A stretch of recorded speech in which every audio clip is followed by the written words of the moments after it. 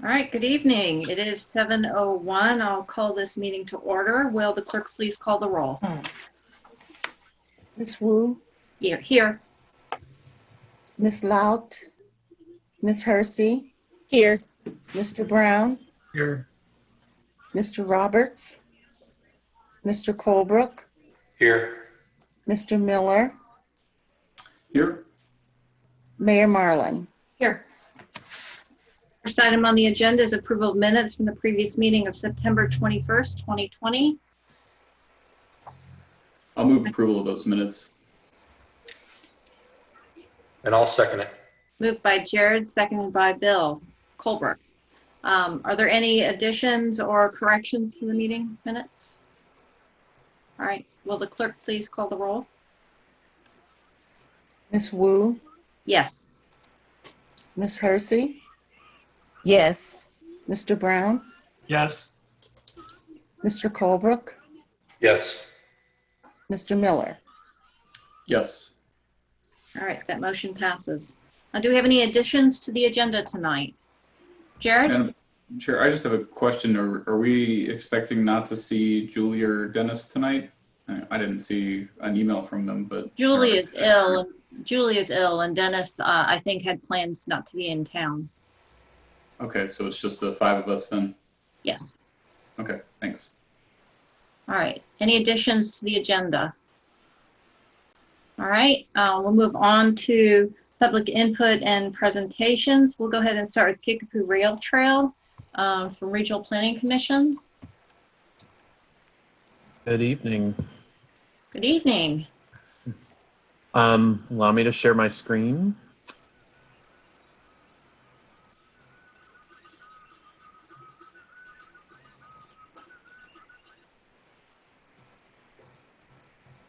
Okay, that's a strange thing. Sorry, just one moment. Okay, there we go.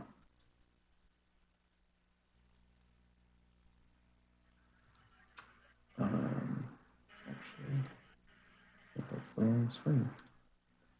While I get the right screen up, allow me to reintroduce myself. I know I was at council earlier this year. I'm Gabe Lewis. I'm a planner at the Champaign County Regional Planning Commission. I hope you can all see the PDF PowerPoint presentation here, Weaver Park. Okay, so I actually have two presentations for you tonight. They're both about the Kickapoo Rail Trail. We want to bring the Urbana City Council up to speed on work that has been done regarding planning work that's been done regarding the Kickapoo Rail Trail.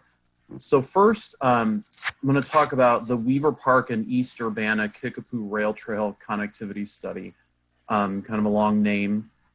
But this was a study that the Regional Planning Commission worked on with the City of Urbana, Urbana Park District, and Champaign County Forest Preserve District starting in 2017. So 2017 and 2018 is when we worked on this.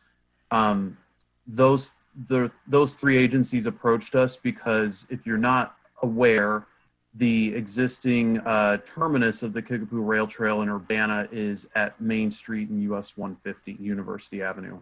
So the Urbana Park District had an interest in seeing how we can safely extend the KRT west to Weaver Park, which is a large park that they own that they're planning to use as a primary trailhead. So we developed this report. We also have some issues with Main Street, East Main Street, in terms of there not being facilities for bicycles and pedestrians. And so this report is on our website, and it's been presented to BPAC. It just is information for you for the Urbana City Council. So the three goals are to connect the KRT to Weaver Park, to develop a primary trailhead at Weaver Park, and to improve bicycle and pedestrian access in East Urbana. The map on the right shows the study area. It's generally University Avenue to Washington Street and High Cross Road to Kent Street extended. The lines on actually Main and Washington show that the bike lanes end and there are no facilities. There are not even sidewalks on Main Street to get to the KRT right now. There are many benefits to doing this study. Access to health and wellness, active transportation opportunities, community beautification, economic benefits, connecting the KRT to downtown Urbana, improving local bike and pedestrian connections, improving and advancing Weaver Park as a community trailhead, improving quality of life, safe routes to schools when you consider the Prairie campus of Dr. Williams Elementary and the Urbana Early Childhood School on Washington Street, and to prime the area for the study area for a grant application. So we looked at how the area functions for bicyclists and pedestrians, and the idea is to target what are called interested but concerned cyclists, and like I said, to accommodate pedestrians since there are no sidewalks in that East Main Street area. One tool that was used is bicycle level service, which was used for the city's bike master plans. And then the other tools are level traffic stress, which is bicycle level traffic stress, BLTS, and for pedestrians is PLTS. It's a 1 to 4 condition where 1 is the least stressful for a certain block and 4 is the most stressful. We did public involvement with this study. We've also had previous plans that have really requested this connectivity from the end of the KRT to Weaver Park. And that includes the Greenways and Trails Plan, the Long Range Transportation Plan, the Park District Trails Master Plan, and the city's Bike Master Plan. And we held workshops for this project. On the map on the right, there is a couple of thick purple lines, and that's where this study area is, or where this corridor is. So in September 2017, we had a workshop with 35 people attending, and they were asked how they wanted to connect the KRT to Weaver Park. The pink lines on the map show those desire lines. They were also asked about what facilities or amenities they would want along the trail and at the trailhead, which is information the Forest Preserve and the Park District is using. And then we developed 9 alternatives to evaluate, and that includes the Main Street corridor, the rail corridor itself, Smith Road, Baker's Lane, which is the east side of Weaver Park where that pink line is from Maine to Washington, and it's owned by the city. The Pfeffer Road corridor further east, and then Washington Street and the East Urbana Industrial Park. And then since this involves private property, the rectangles are zones of potential connectivity since this is private property. So this is still a general look at how we can connect the KRT to other facilities in Urbana. The report gives the name of the alternative, a description with text and map. We use the side path suitability tool in this area, which is from Ride, Illinois, and it shows that most of the side paths in these alternatives are suitable, but the side path that would be on the north side of Washington Street, east of Dotson Drive, would not be suitable since there are individual homes and driveways not quite as safe. We used our crosswalk guidelines for that Baker's Lane alternative. The proposal would be to use the rail corridor and continue west to where Baker's Lane lines up, and then again that zone of potential connectivity, somehow get through there to Main Street, and then have a trail crossing on Main Street. We identified opportunities and constraints for each alternative, and we even included photos, the renderings that we have from the Bike Master Plan. So on the bottom, you can see what a trail would look like at Washington Street at the Early Childhood School if you had something that continued north and connected Scottswood and Main Street and the KRT. And with this, we ended up looking at the number of opportunities and constraints and how many more opportunities we had. So for 5 alternatives, there were more opportunities than not. 1 alternative was even, and then 3 alternatives had more constraints. So those were definitely lower end, not really considered moving forward. With the 3 goals of the project, we also looked at that, how each alternative met those goals. And 2, 3, 4, and 5 met all 3 of those goals. I should also note that 4, 3, and 1 had the most opportunities versus constraints. So we presented this at another public meeting in 2018, and it resulted in the top 3 alternatives being that Baker's Lane is the most preferred way to extend the KRT west to get to Weaver Park.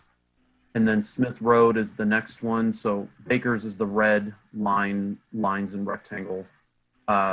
Smith is the orange line and rectangle to the left of the red line. And then alternative 2 is building a side path on Main Street.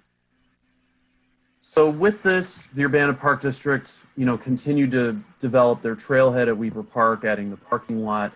It's recommended for the city to work with the Forest Preserve and RPC on bike wayfinding signage. Now the bike wayfinding plan is a final document, so there's guidance there.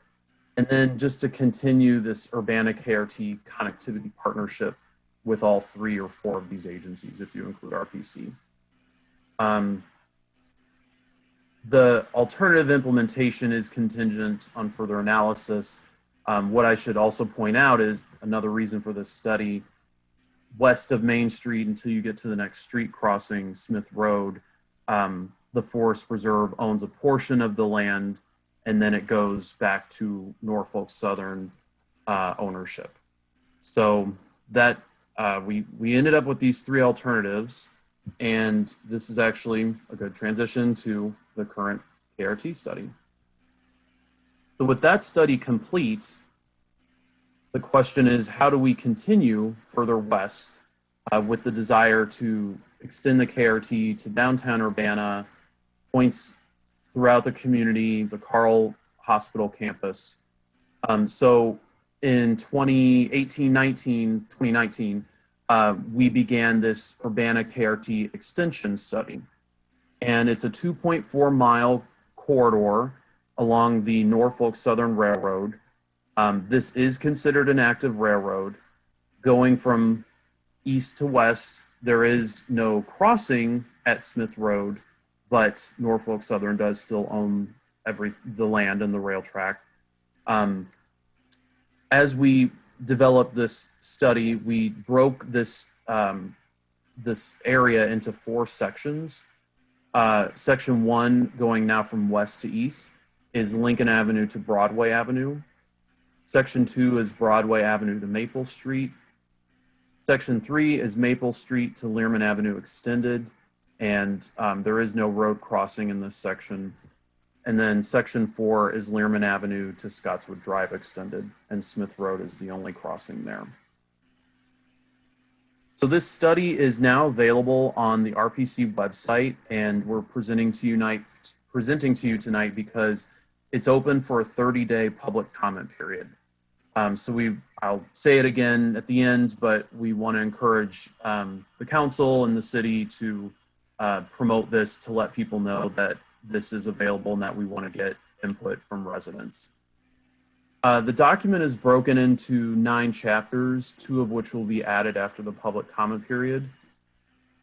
And I'll go through what we have piece by piece. An introduction, we've looked at literature and peer city reviews, existing conditions, network analyses, environmental conditions, facility types, and alternative analysis.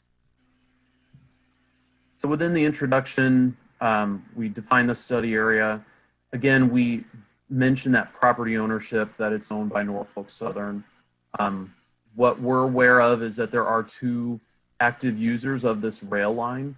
So it's unlikely that the railroad will be removed anytime soon, as long as those users are still using the tracks. So not only did we have to look at rail to trail, but now we're going to have to look at a rail with trail. We identified some benefits of doing this study and also installing a rail trail.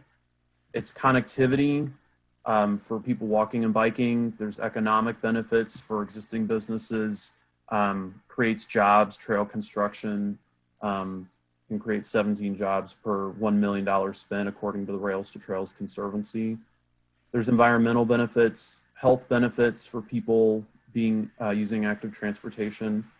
Can reduce liability for railroads if there's an established and organized trail instead of people just using it as it is. And then safety benefits. We have a steering committee with the City of Urbana, the Urbana Park District, and the Forest Preserve, and then a stakeholder committee with 11 additional agencies, including Carl. So several people, several groups have been involved.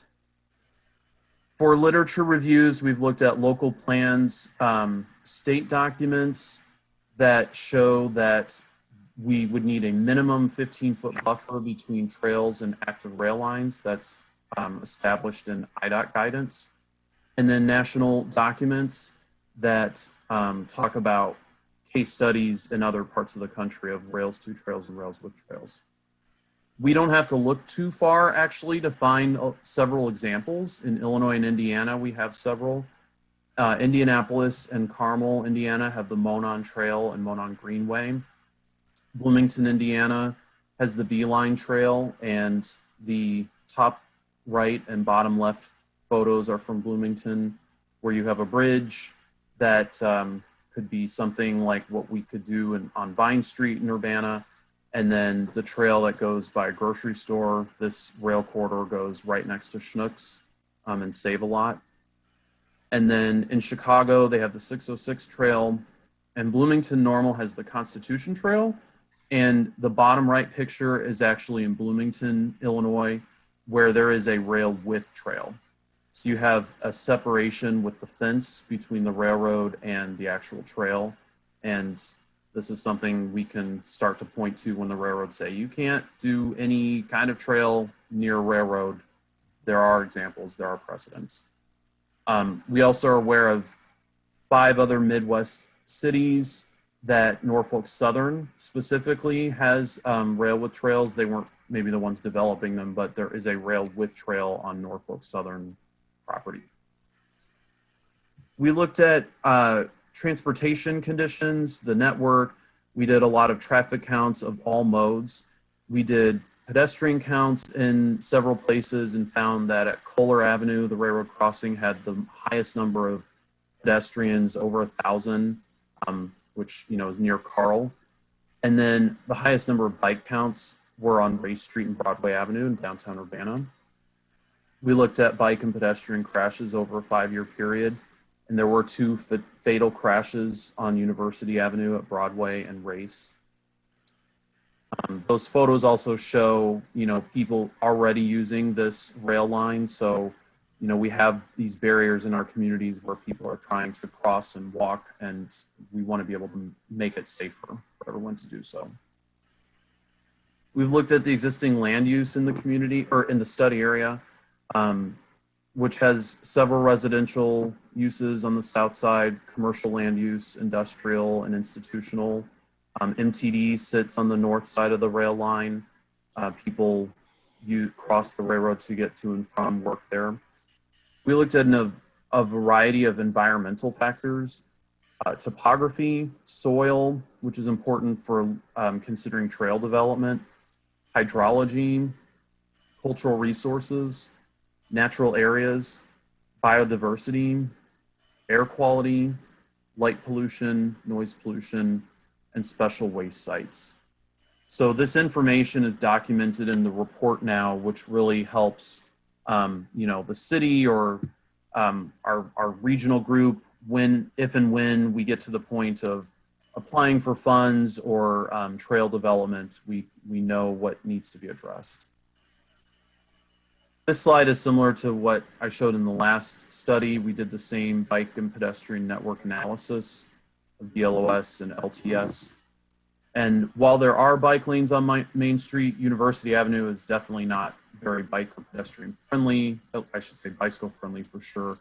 But what we continue to hear nationally and locally is that people want a separated facility to walk or bike on. I'm very happy with the on-street facilities we have, and we need that. Sometimes it's the only option we have are to use streets, but people are interested in getting as much separation as they can. Also, given this year with the pandemic, people want to and need to get outside for their own health, a change of scenery, and they also need space to distance.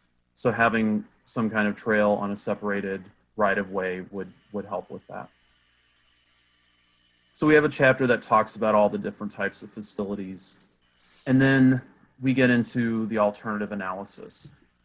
This is the main information that we want people to look at and weigh in on. People can give comments on any part of the report as well. We considered 16 alternatives based on those 4 sections and looking at the north or south side of the railroad, different combinations. And we ended up with 5 alternatives that we are seeking the public input.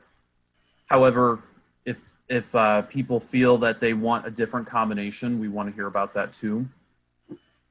Things that we kept in mind to develop these alternatives are to try to maximize opportunities, connectivity, and uniformity. And uniformity is more thinking about that side of the railroad, not switching every block if that's possible. However, there are certain challenges where that might need to be the case. And then we want to minimize potential constraints and environmental impacts. With this, we identified opportunities and constraints for this study like we did the last. And then with guidance from the stakeholder committee, we tried to make this a little more quantitative. So we created a suitability analysis. And these 10 factors include safety, development potential, parcel access, the EPA facilities, which are also known as special waste, community support, connectivity, economic benefit, environmental impact, cultural resource impact, and aesthetics. And so these next 5 slides just show each of the alternatives. This is the all north side alternative, alternative 1, I'm sorry, all south side alternative. I mentioned the buffer or distance we need to be from a railroad. Based on that, we looked at a 30-foot buffer from the railroad center line to allow for 15 feet of space from the railroad to a potential trail, and then a 15-foot trail right-of-way where a 10-foot trail could be built with some vegetative buffers. And so this is overlaid with parcels that fall within that 30 feet. Letters were sent by the city to those parcel owners, those property owners, to make them aware. I want to be clear, none of this means that anyone's property is being, considered for any kind of acquisition or access at this time.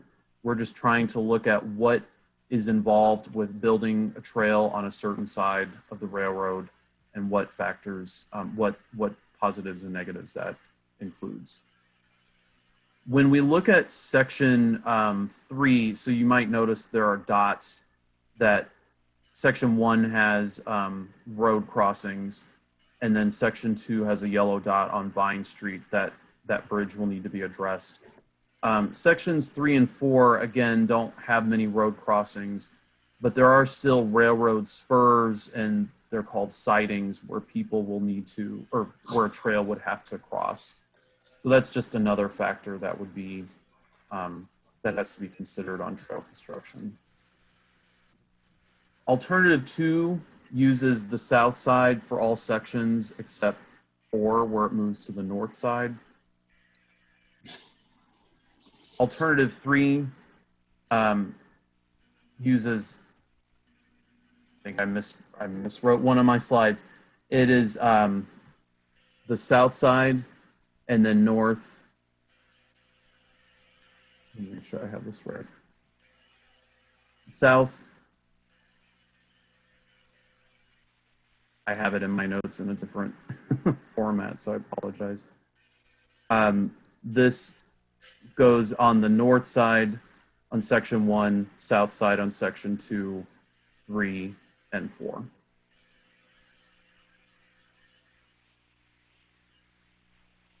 Alternative 4 uses the north side in section 1, then switches to the south side for 2 and 3, and then goes back to the north side for section 4.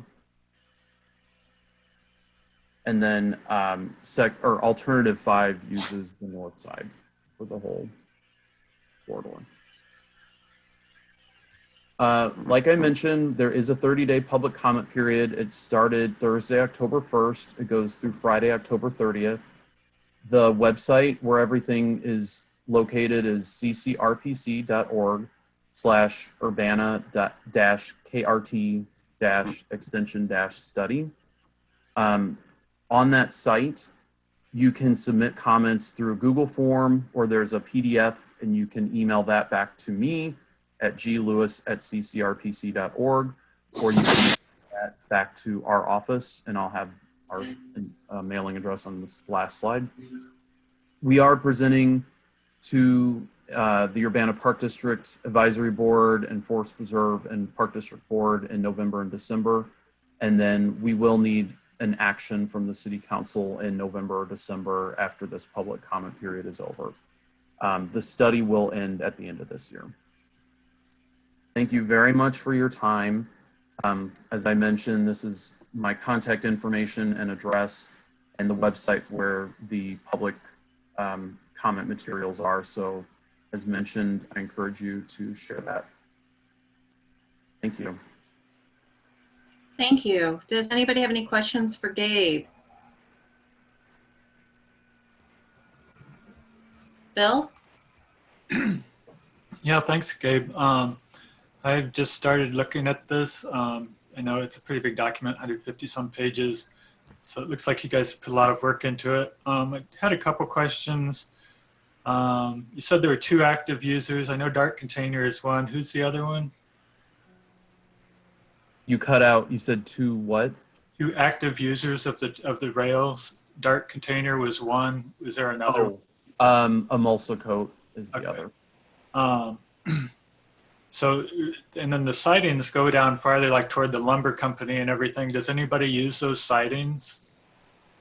As far as Emulsicoat uses the siding. It kind of goes back west into their property on the north side of the railroad.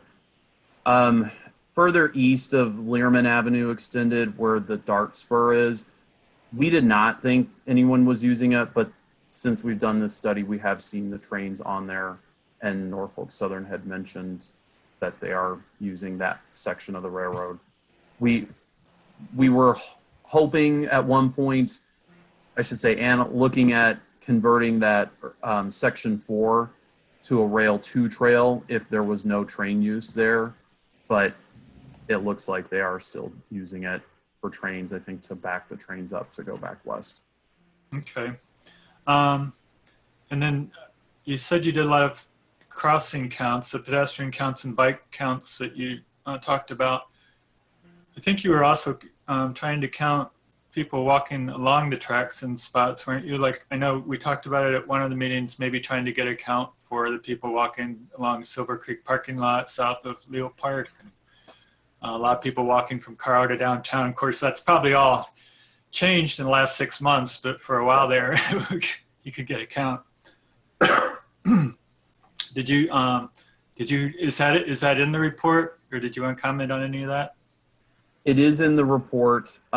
We originally did counts at 6 street intersections in summer of 2019, and then we added a 7th location in fall of 2019.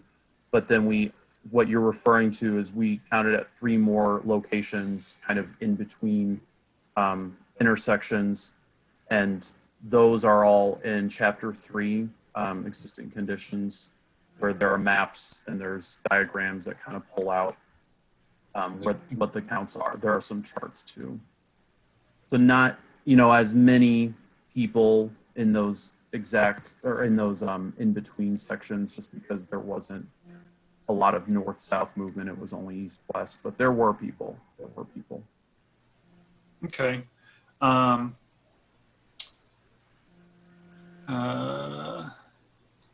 So as far as like prioritizing work, if it probably wouldn't happen all at once if it happens.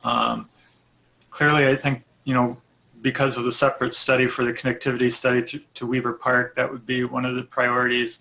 And then does the report mention, prioritizing a section to try to get, it seems to me like the car out to downtown section is the most used that I've seen, and that would be a priority to at least get some kind of multi-use path along there. Does the report lay out sort of a plan as far as how to approach things section by section?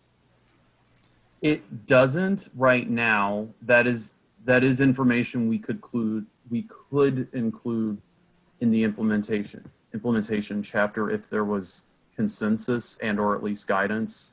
I think especially from the city.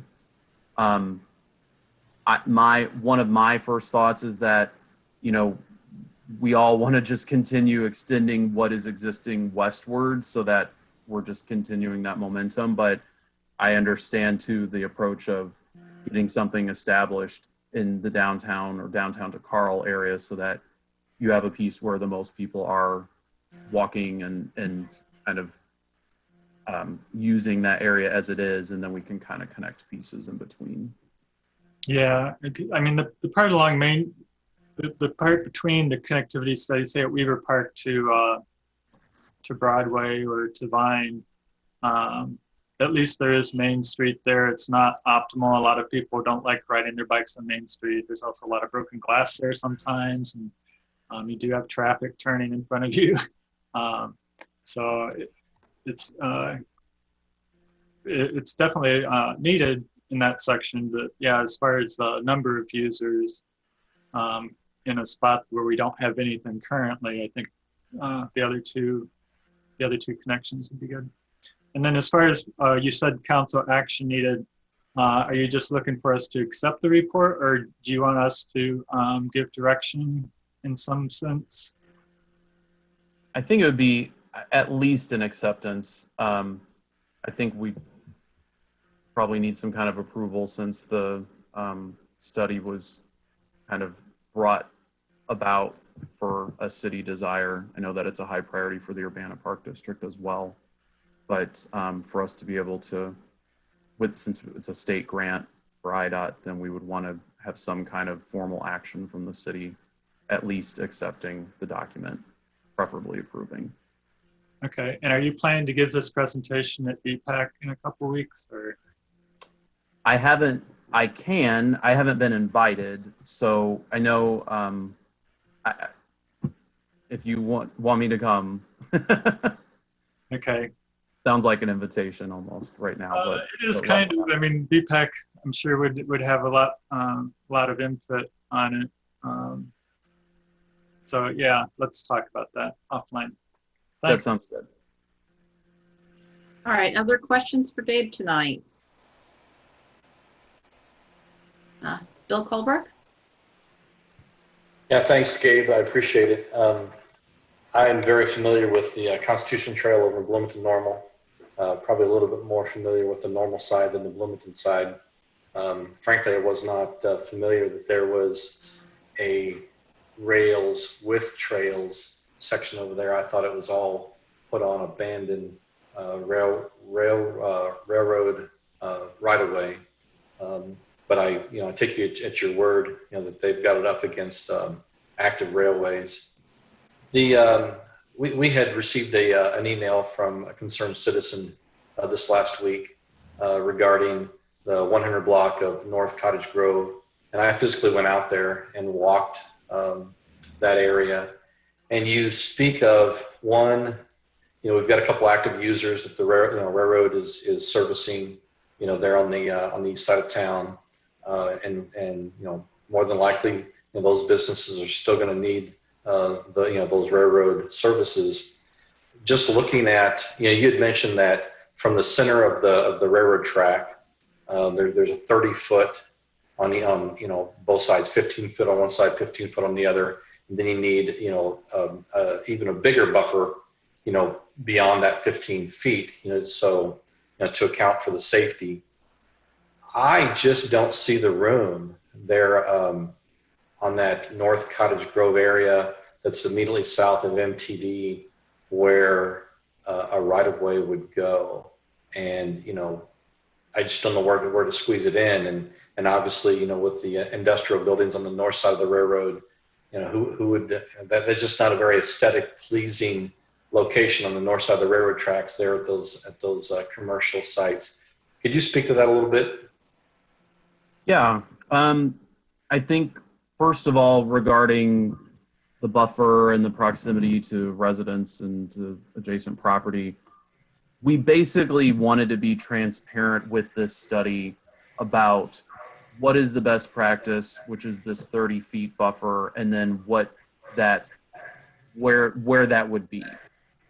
It doesn't mean that anything is happening tomorrow, that's for sure, but that is why we want input and further guidance on this study to say, okay, let's not, I'm just giving an example, let's not pursue that south side of the railroad in section 3 because there's those concerns.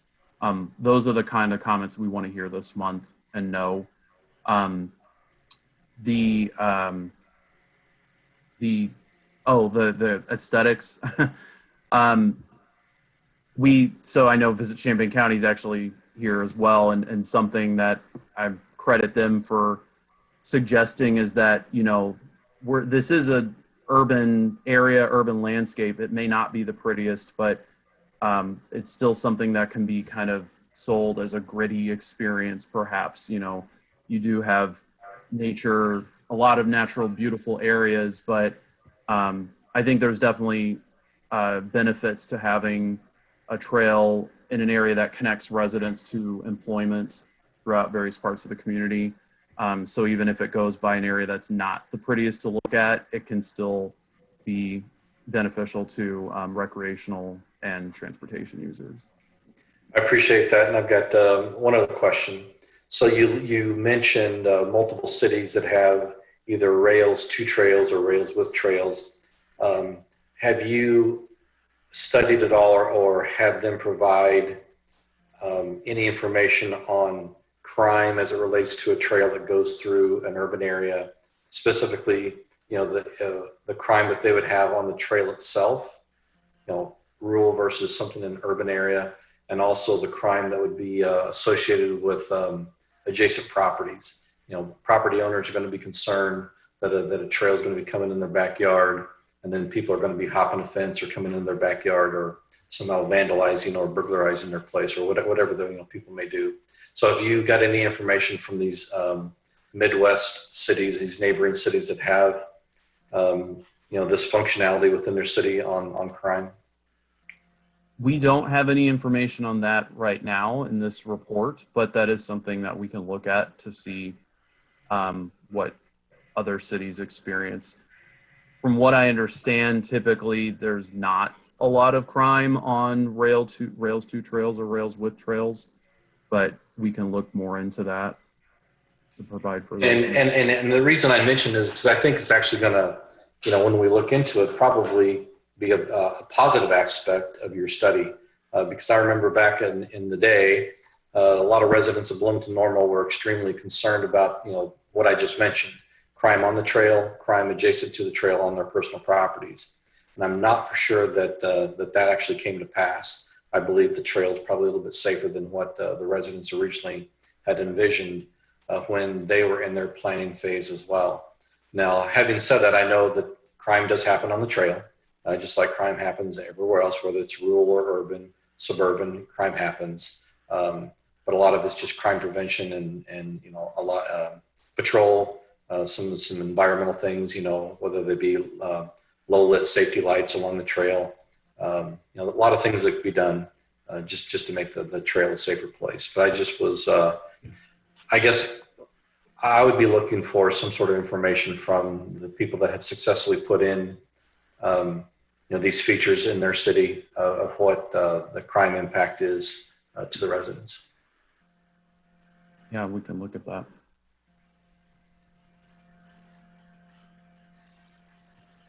All right, other questions for Gabe tonight? No, seeing none. Thank you very much. Really appreciate your presentation today. Thank you. Oh. Mayor? Diane? I just wanted to acknowledge the work of the Regional Planning Commission, both in securing the grant for this feasibility study. It was for about $100,000, and also for Carle Hospital for providing the local match of $25,000. It wouldn't have happened without those two funding sources, so that's very important. And also, I think one of the very last in-person meetings we had was with Senator Duckworth's office, Randy Sikorsky, and representatives of Norfolk Southern. We met in Urbana to talk about the feasibility study and the trail and issues with the railroad. And then everything shut down. It seems like 100 years ago. But we really appreciate the assistance of Senator Tammy Duckworth's office in actually getting us a sit-down meeting with the railroad, which is unusual. So it was a great opportunity. And this is just a part of a trail that can eventually extend westward across Lincoln Avenue, through Champaign, out to Parkland College and beyond. So the opportunity here is tremendous. And that's that's one of the reasons we're looking at this is that the Kickapoo Rail Trail we see today is just the beginning. So anyway, thanks very much, Gabe. Thank you. Thanks. All right, we will move along to public participation. If you wish to address City Council, Committee of the Whole, please raise your hand. I'll give you a few minutes.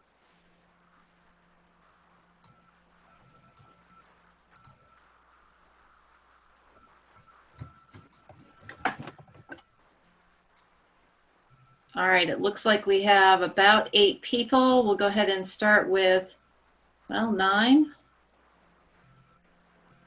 We'll go ahead and start with Amina Payne. Amina Payne, you have 5 minutes. And Jason, I'm not sure if I'm supposed to unmute her or if you unmute her. We unmute her, and she's been unmuted now, so she can begin. Thanks. My name is Amina Payne. I am a dual resident of Ward 3. So far in 2020, 93% of youth arrests have been of Black children. Often overlooked are the underlying issues of poverty, social disadvantage, and the pitfalls inherent to adolescent decision-making that can contribute to youth crime. Of these arrests, those that are handled within the department and released are less than 5%.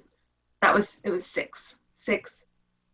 Arrests were handled within the department and released. That's 5% of the total arrests of Black kids. I followed up several times on a meeting that was promised and querying why these horrific statistics are not being addressed. Why isn't the Urbana crime analyst making these connections? Black kids are stopped and frisked by cops more often. They're sent to court more often. People call the cops on them more often.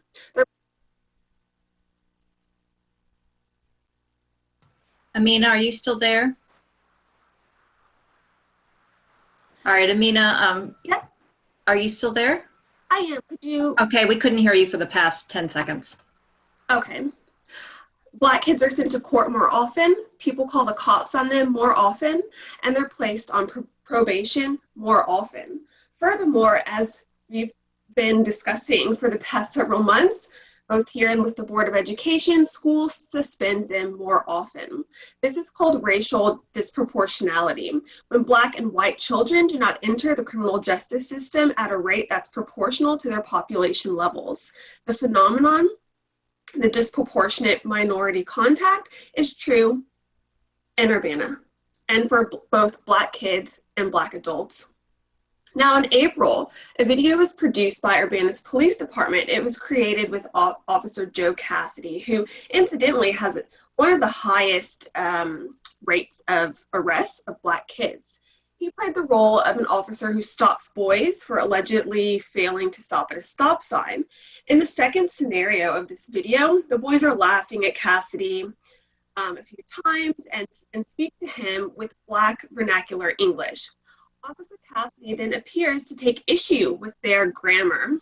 with the grammar of the driver in this scenario in particular and repeats it back to him. This is a really common theme with Urbana's police of mocking Black vernacular English. It was highlighted also in the recent report by Hillard Hines. What's also interesting is that a recent study by the Pew Research Institute indicated that Black and white officers have strikingly different views on a number of important issues relating to their jobs, including recent fatal encounters between law enforcement and Black citizens. So on some subjects, racial differences among police officers are considerably more pronounced, even more than they are within the public as a whole. So Black officers are about twice as likely as white officers. The numbers were 57% to 27% to say that recent deaths of Black citizens during encounters with police are signs of broader problems and not isolated incidents. This is according to the Pew Research Center survey that surveyed nearly 8,000 sworn officers. What's also interesting is that in 2020, the officers with the highest amount of arrests, Sarah Links, Joe Cassidy, Brian Fink, Darren McCartney, are all white officers. So take that as you will. Again, this needs to be addressed. That's all I have to say for today. Thanks. All right, thank you for your input. Next is Christopher Hansen.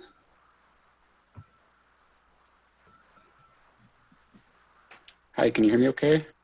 Yep, we can hear you. All right, thanks. My name is Christopher Hansen. I live in Urbana. That bike path presentation went about 40 minutes, and if I understand the new rules that Marlon is putting forward, Mr. Lewis would have been limited to 10 minutes, or the council would have needed to stop and take a vote to extend. So you might want to reconsider if that kind of 10-minute rule for invited presentations is something you want to endorse. I'm not going to say a whole lot today because I really would like to hear the city council members have a real discussion tonight, if that is even possible, but I'll reiterate some points. Diane Marlin, James Simon, and Kurt Borman did conspire to defraud the residents of Urbana by charging extremely excessive and illegal FOIA fees for public records. Diane Marlin, James Simon, and Kurt Borman all claimed that what they were doing was legal. The Illinois Attorney General has been very clear on this issue. Marlin, Simon, and Borman are wrong, and Urbana has been committing violations and still is frequently violating the FOIA law. Kurt Borman and his staff continue to employ new illegal and unethical tactics over and over, all in an effort to conceal public records from view and express their spite for the residents of Urbana. These issues have been brought to the attention of the council repeatedly over the past few months. What I would like the city council to contemplate, ideally out loud so the public can hear, is how Urbana came to the point of normalizing corruption within our city government. Diane Marlin and others have been violating the Open Meetings Act, and again we have James Simon claiming that what Marlin is doing is legal and justified. Simon even suggested the idea of suing residents who speak out about misconduct and corruption. What I would like the council to consider is that given that Diane Marlin and James Simon were so abysmally wrong about the legality of their FOIA practices, why should we take their word that the proposed restrictions on speech are legal? What I really want to get at here is how can we make it so the Urbana City Council thinks on its own instead of just going along with whatever the mayor's staff tell you to believe. And I really haven't seen much of it in the past, but I'm hopeful tonight maybe we'll actually see you guys have an honest discussion. That'd be great. Thanks.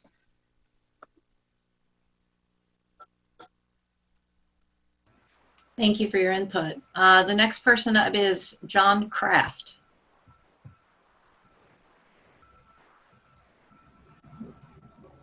Can you hear me? Yep, we can hear you. I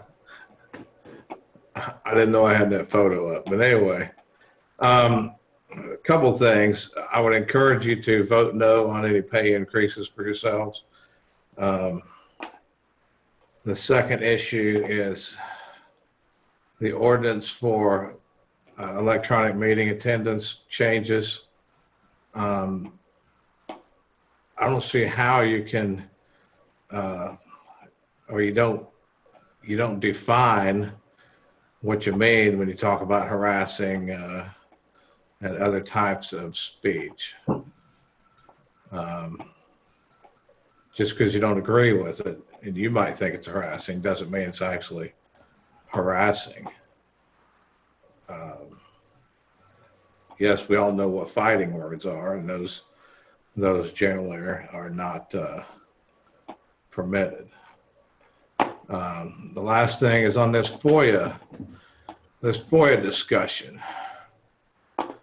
Before I talk about the FOIA discussion, I looked at your FOIA policy, and it talks about mailing and delivery of a FOIA request is at the actual cost.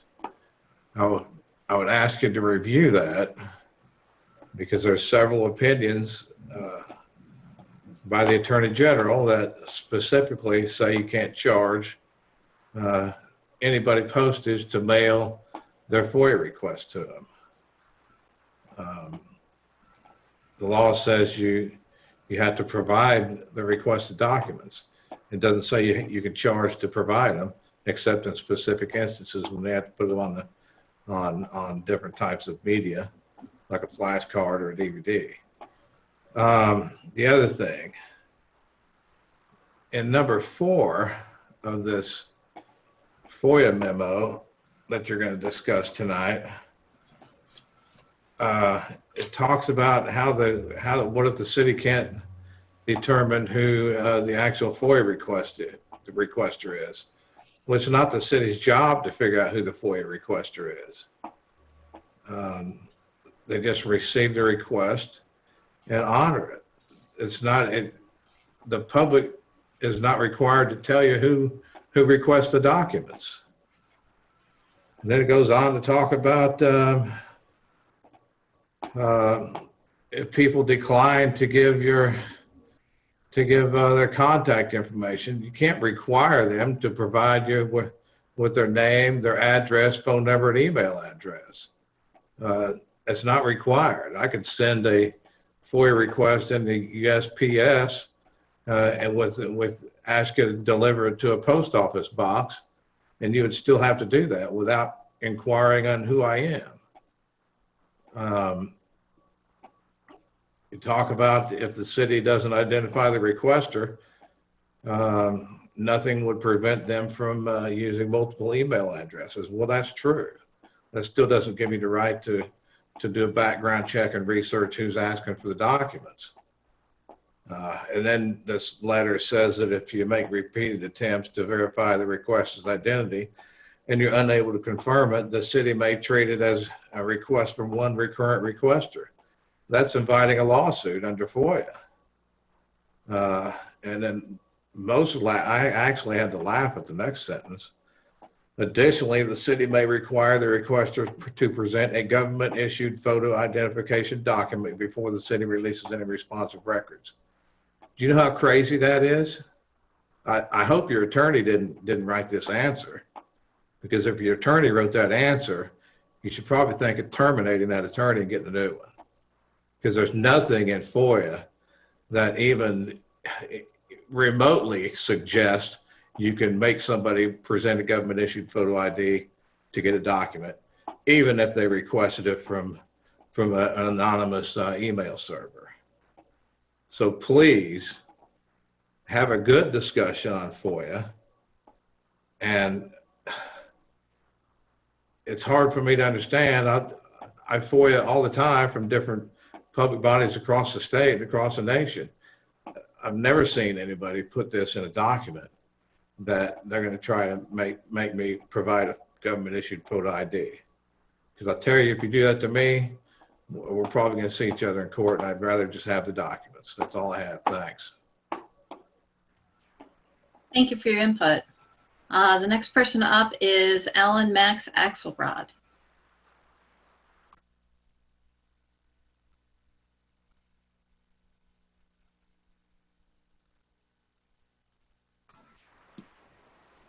Yeah, hello, can you hear me? Yep, we can hear you fine. Alrighty, so I've got actually some good news, allegedly. So here is what happened just before this city council meeting tonight. After organizing with the Macon County Democrats and the Central Illinois Democratic Socialists of America, and the Decatur Defensive Action and Mutual Aid organization, as well as numerous other community groups, we passed a moratorium on water shutoffs in Decatur. This is in part because they have a municipal water service provider.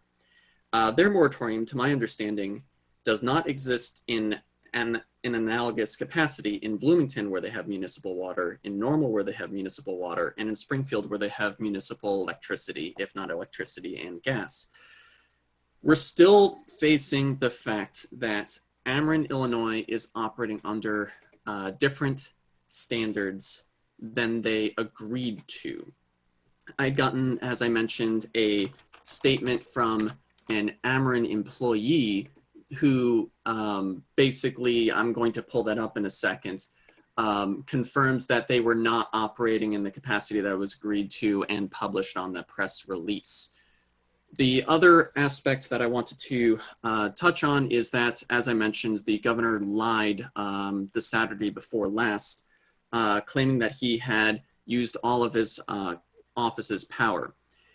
The state statute that I quoted was in fact the same state statute that he's been using repeatedly for eviction moratoria extensions. That same power exists in Kentucky, where they've used it for mandatory utility shutoff protections, as I enumerated last week. The statement from the, oh geez, this is sorted in some funky fashion, bear with me. The statement from the Ameren employee that they consented to reads as such. Ameren, Illinois has instructed employees, in contradiction of the Illinois Commerce Commission press release on their agreement, to shut off past due accounts based on whether a household had received LIHEAP, that's the Low Income Home Energy Assistance Program, in the last 12 months. However, LIHEAP's eligibility in Illinois is based off of monthly income. Anyone who is not earning above 200% of the federal poverty line in the last 30 days is eligible. This is the basis of the instruction from the Illinois Commerce Commission that no documentation or written proof is necessary, but you must make the phone call and verbalize your difficulty. Despite this action being done by a resident in Alton 72 hours into the 6-month agreement, Ameren, Illinois shut off their power. Ameren, Illinois appears to be doing this to aggressively push for deferred payment agreements with hard and real consequences.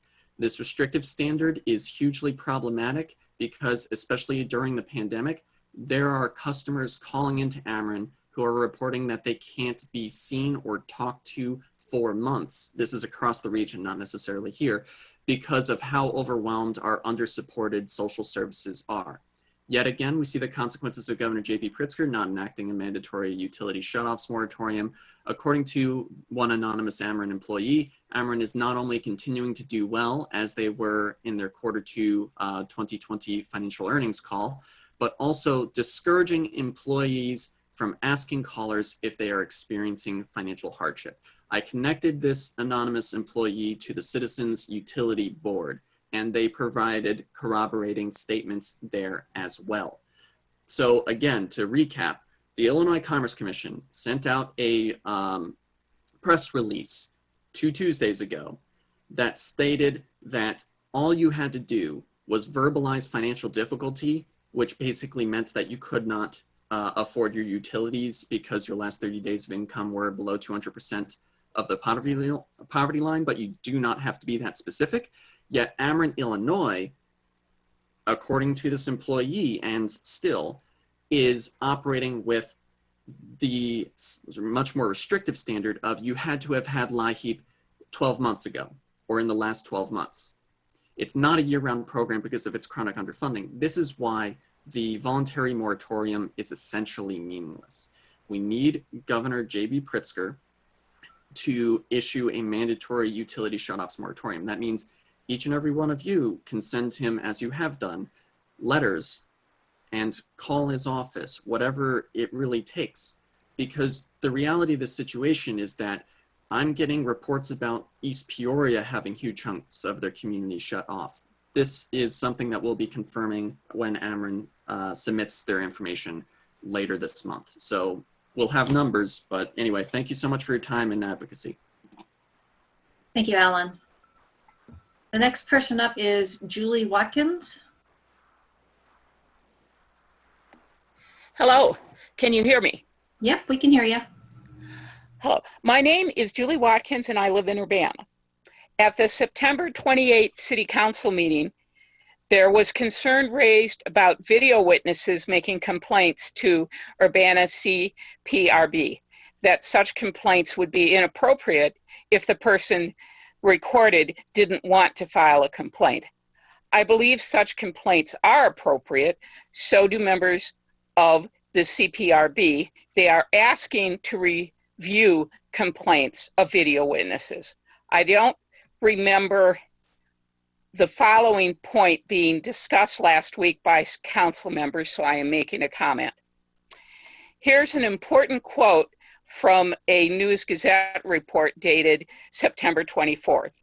Ricardo Diaz said the board wouldn't necessarily need to hear from the victim because it's more of a concern of, was this the proper procedure? A video witness who wants to file a complaint may be a stranger to the person in the video. That would not make them automatically a stranger to Urbana police. It is appropriate to make a complaint about a UPD incident if one is a resident or will visit Urbana and does not want to what happened in the video to happen to them or to someone they know, especially if the complainant knows the Urbana chief of police has called the actions by the UPD officers that compliant with UPD procedures. Repeating again from the News Gazette article, it's more of a concern of was this the proper procedure? Someone who is concerned about what they witnessed Urbana police doing in a video should not be treated as if they are a stranger to the incident and their complaint invalid as being not physically present. The CPRB is asking, they asked Urbana City Council to confirm that video witnesses may make complaints that CPRB would then review. And this should be confirmed. It's the right thing to do. And I would like to thank the council for your consideration of this matter. Thank you. Thank you. All right, the next person up is Tracy Chong.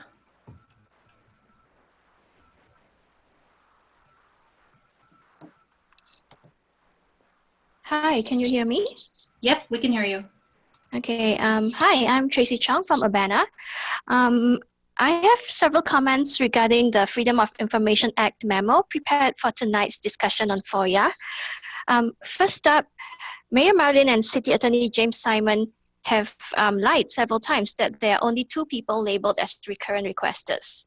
However, when called out week after week about this lie, the city is now trying to justify their lie by saying that if the city cannot verify the requester's identity, the city may label the person as a recurrent requester. What the city is doing is illegal. It is illegal for the city to require a requester to present a government-issued photo ID when requesting records. The Illinois Attorney General has stated that there is no provision of FOIA that authorizes a public body to require a requester to provide photo identification. Failure to show ID is not an exception allowed by the FOIA statute. There is a very real fear of retaliation by the city, and some residents may choose not to provide photo identification when making requests. Not only is the city violating the FOIA statute by requiring photo ID, but this is another form of discrimination by the city. Some requesters are never asked for any form of ID, and some residents are asked to prove who they are. The city is actively discriminating against anyone who might not be comfortable showing their photo ID. Next, you'll notice in the memo that it spends some time describing voluminous requests. When did voluminous requests become a big deal? Why did it become a big deal just recently? Well, this is the answer. City Attorney James Simon, FOIA Officer Kurt Baumann, and Mayor Marilyn have said multiple times in the past that the exorbitant fees charged to residents for public records were totally legal because they were only charged to 2 recurrent requesters, one of them being myself. However, now that the Public Access Councillor has found that this is illegal, the city is trying to spin it such that these requests were actually voluminous requests. And moving forward, they would just use the correct language when responding to requests. Just wait for the FOIA discussion later tonight. I wouldn't be surprised to hear either James Simon or Kurt Baumann explaining how they now need to include the voluminous request language, and that everything is all great, legal, and fine. It's really shocking to see the inability of the city to admit a mistake and correct it. Instead, lies pile on top of lies. It's a corrupt government. City council members, you guys heard assurances from James Simon that what they were doing was legal and authorized by the Public Access Councillor. Now that they are found to be actually illegal, we'll just hear another explanation on how it was due to unclear language or some other excuse. Is this really in line with Urbana's mission and values? Is this in line with your own values? Is this how you represent your constituents? To make matters worse, now that Kurt Baumann cannot use the recurrent requester label as a justification to charge those fees, he has started using the very questionable tactics to designate requests as voluminous requests so that the city can once again charge the fees. I'm sure when the Public Access Councillor questions Mr. Baumann's new voluminous request categorization, the city will come up with more ridiculous tactics to cover their behinds. And regarding the new public input ordinance and Mayor Marilyn's proposed censorship, Mayor Marilyn, Christopher Hansen's suggestion last week was very constructive. He asked you and James Simon to cite specific instances from previous public input that would be considered abusive, threatening, or having an undesired tone or tenor, and explain to the public why. I second this suggestion, and I think it would be an excellent example-based way to clarify what the problem is before hastily agreeing with what Mayor Marilyn is proposing in today's ordinance. And finally, to end, it has been close to 1 month since the Hillard-Hines presentation, and I'm just checking in to see if you guys have heard back from Hillard-Hines about the issue of Officer Ruff's gun safety being on. Thank you. Thank you. The next person up is Grace Wilkin.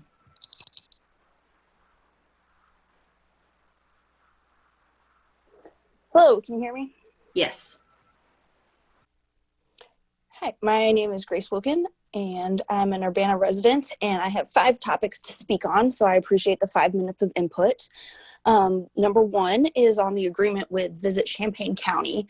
I encourage you to please promote Urbana. I know that this is a county website and that you do serve the city of Urbana, and I think it was important to bring in the Urbana Business Association on this issue. And I'm wondering if they're working together or alongside the Visit Champaign County efforts. I noticed in the video that Urbana was not listed or mentioned in the previous video presentations, and it doesn't really seem to be prominent on the website either. So I'm just wondering that someone who's not familiar with the area might not know to search for Urbana instead of Champaign. I think it might be helpful to have like a map, page, or section highlighting each unique town within Champaign County. The second issue is on public input. Thank you for the gender neutral language in this new edition of the proposed changes to the code. Just want to say that I noticed that and acknowledge the changes.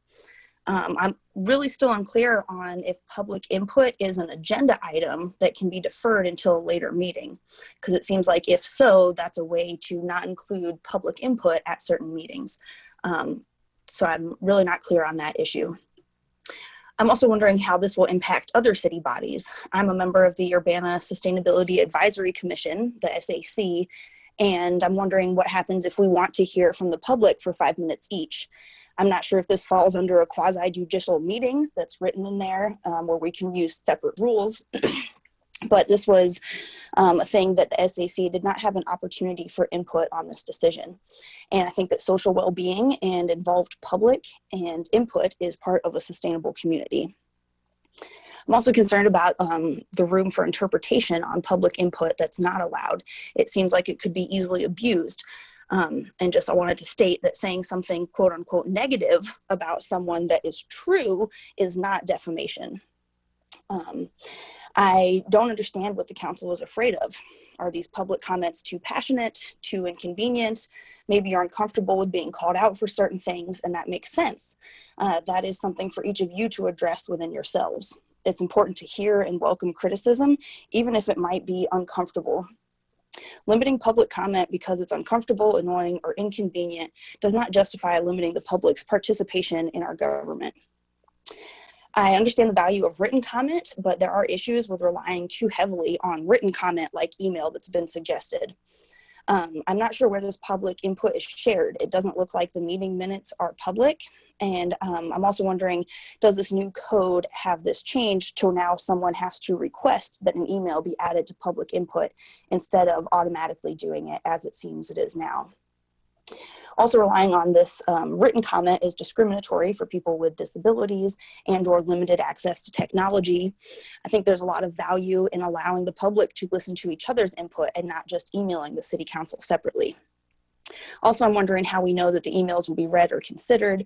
I acknowledge that a few city council members are involved in email responses, and I think that it also gets a little weird to continue a one-on-one back and forth conversation with a city council member when we want to speak to someone as a whole. So I think this is a really big decision that needs more discussion and input from other city bodies and the public before changing the code, even if this is just for virtual meetings. So I ask that you please do not approve this change to the city code tonight, but at least continue the conversation. The third issue is on racial discrepancy in Urbana police. This is an obvious and ongoing issue.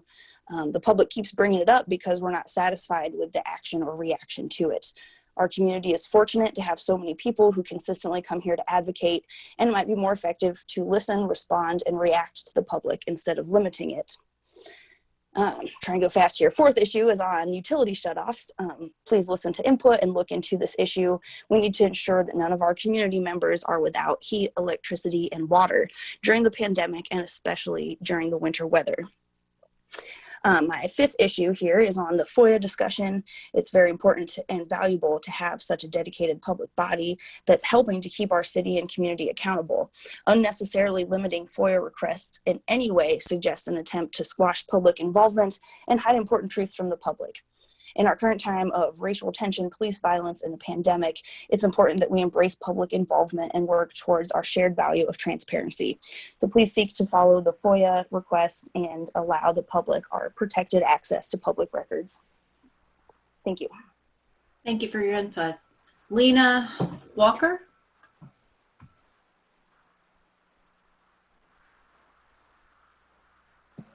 Okay, it seems I am unmuted now. Hi, my name is Lena. I live in Urbana. Just really quick, want to give thanks to both Amina Payne and Grace for the words that they've already spoken on racial justice issues here in Urbana, especially Amina Payne. I think that I really urge the council to listen to what she has to say and to incorporate that knowledge into your policy making and into your conversations. In addition to that, I also, just to add to the concerns about the changes to public comment at meetings, I really have to say that when you get a larger influx of public input, curtailing it is truly the opposite of what you should be doing. I mean, if people are seeking to be heard in your community, discouraging that is a terrible idea, I think. And I also think in general that there's a tragic lack of political will and political imagination in local government in the United States today, which is terrible.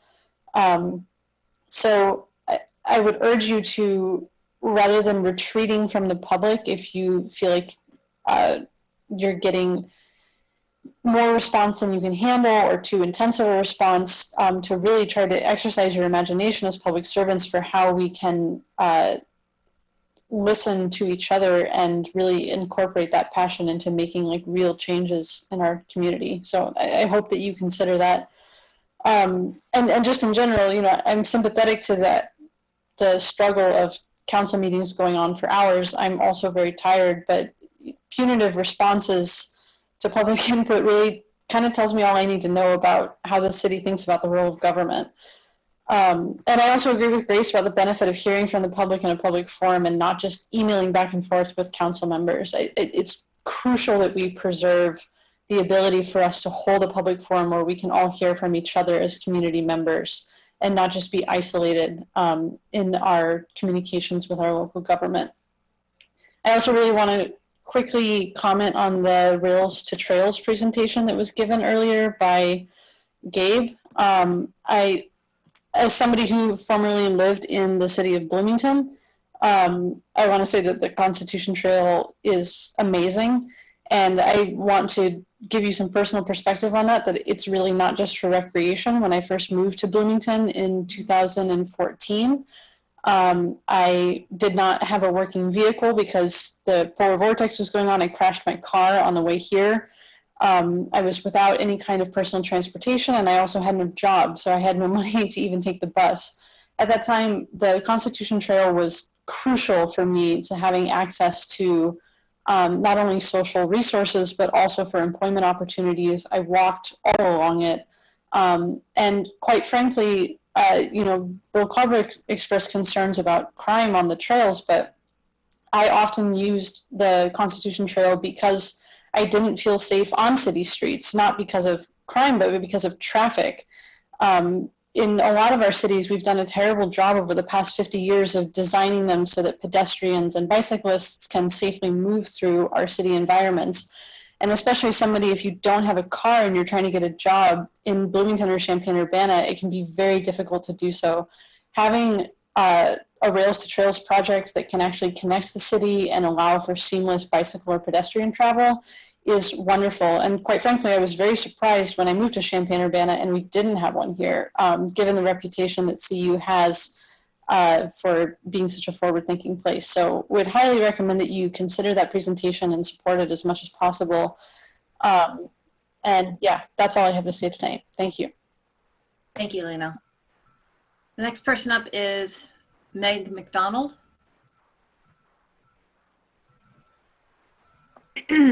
Hello, can you hear me? Yep, we can hear you. Great. Dear City Council, my name is Megan McDonald. I'm from Ward 5. I've spent the last half of a year showing up to these meetings consistently since I saw the video of Urbana PD brutalizing a young woman on April 10th. And then my friends were arrested on May 31st in a discriminatory mass arrest and kept in unsanitary cells that were non-compliant with COVID-19 precautions. They were held without bail for 48 hours because of the fear-mongering by the court system and the police of this town. And then what I learned as I kept showing up made me keep showing up. The Urbana city government is dedicated to maintaining the status quo when it comes to anti-racism work, meaning they don't want to do it. They want to, in most regards, uphold white supremacy. They don't prioritize transparency. They reappoint a police chief who references de-escalation as a buzzword, but not a priority. Reviewing and proposing budget amendment discussions were supposed to start last month in September. At the WILL role of the police panel, at the WIL panel role of the police panel, Mayor Marlin is quoted to have said she's all for reallocating funds, but we haven't spoken about it. Yet we all know that there's a raise being discussed for you all. When does the One Door program start being utilized in the community? Why are you prioritizing paying yourselves more when you haven't done anything to be proud of during the biggest civil rights movement in history? Talks about other citizens that aren't here being afraid to speak up because they don't want to become a target. I find this hypocritical, contradicting, just a sad thing to have been said at all. How can you be concerned about one group of citizens who, from my understanding, you're saying are intimidated by other community members, like by people like me, by people like the other ones that show up other people that show up to talk to you all. How can you be concerned about one group of citizens who you're saying are intimidated by other community members? They're too intimidated to speak up about their concerns and comments during this public input time. So maybe you're saying they're afraid of being run out of town, or they're just afraid to have their name out there. But you all make sure that you get our first and last names. You don't want anybody to FOIA without giving a photo ID.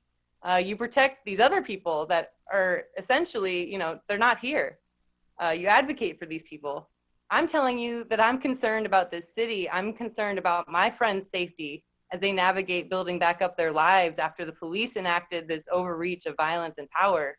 I say overreach, but it's what they always do. I'm concerned about my life, Rita's life, Justin's life, Drake's life, Alan's life, Chris and Tracy. They and I are speaking out against a police and an incarceration system that has been proven and recorded time and time again of beating and killing citizens. Doxing, censoring, and imprisonment are just a handful of powers that y'all and Julia Reitz possess, and although that is more than intimidating, I will continuously speak out against the abuse of power in this county until something sincerely changes, and not just on the surface level. What is worse? Fear of speaking or fear of being killed, yet speaking anyways? I hope you hear in my voice how tired and sad and angry and scared I am. I'm scared for our future, not just nationally, but right here in Urbana. We are scared and tired of our government, of our police force, of our jail right down the street. Think about having empathy for us, not just those who agree with you. I have empathy for y'all, but it has a limit. At a point that passed months ago, you are hindering progress on policies and ordinances that could greatly reduce the harm against our most vulnerable peers. I'm sure you think I'm hindering progress. I've heard from the grapevine how tired and annoyed y'all are, but you can extend meetings to Wednesday night. You could do 5% of what we've asked you over this last half year, but you haven't. So we'll keep showing up. This is your job. Don't censor us. Don't belittle what we do. Don't underestimate our dedication, our involvement, or our knowledge. Meet us somewhere in the middle, a fourth of the way. I also just want to mention that while I have 30 seconds left, if you do have some kind of connection with visitchampaign.com, you need to reconsider that. They have recently been exposed of stealing the work of Buy Black Shambana, and you should just really look into that, because Buy Black Shambana at least includes Urbana, and it supports Black businesses. It's run by a Black woman. Visit Champaign County stole her work, and yeah, thanks for your time. Thanks for your input. Next person up, I believe, is Justin Hendricks, was before Sarah, and then we'll have Sarah.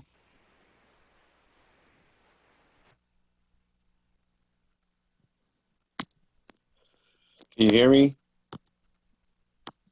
Yes, we can hear you. Okay.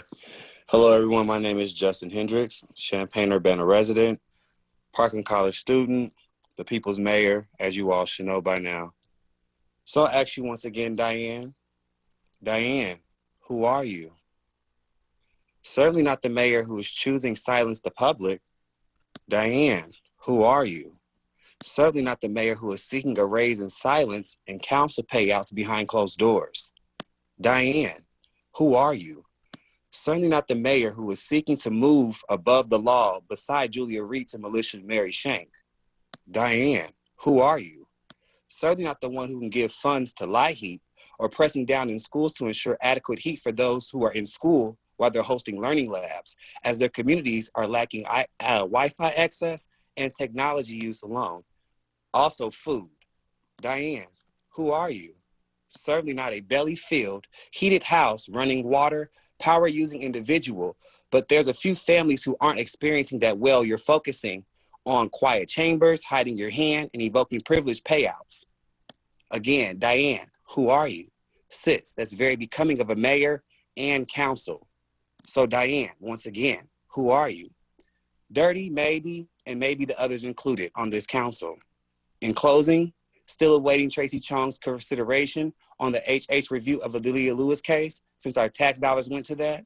Still wondering if these officers will begin proper training or if they have reached out and apologizing to the Black young lady that was nowhere their height or their weight for the way they acted.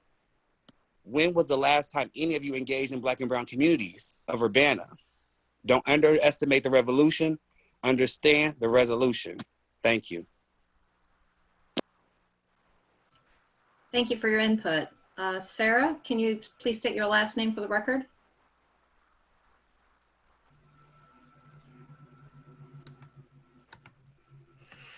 My name is Sarah Nixon, and and I want to state my ongoing grave concerns and disagreement with the Urbana City leadership's intention to curb free speech at public meetings and to minimize your FOIA policy issues. These issues arise from entrenched transparency problems that originate in turn in deep-rooted misconduct at the Urbana Police Department. And the horrific data recently dug up by Ms. Amina Payne exposing UPD officers targeting and traumatizing of the community's African American children through mass arrest practices sickeningly does not surprise me at all. This culture of child abuse is very familiar to me as a mother who has experienced and has been victimized by UPD misconduct when I have called on the police in severe distress at times of domestic violence, family violence, and child abuse within my own home. The misconduct that has re-traumatized and devastated my daughter and I hinges on false testimony, egregious negligence, and failure to protect my child.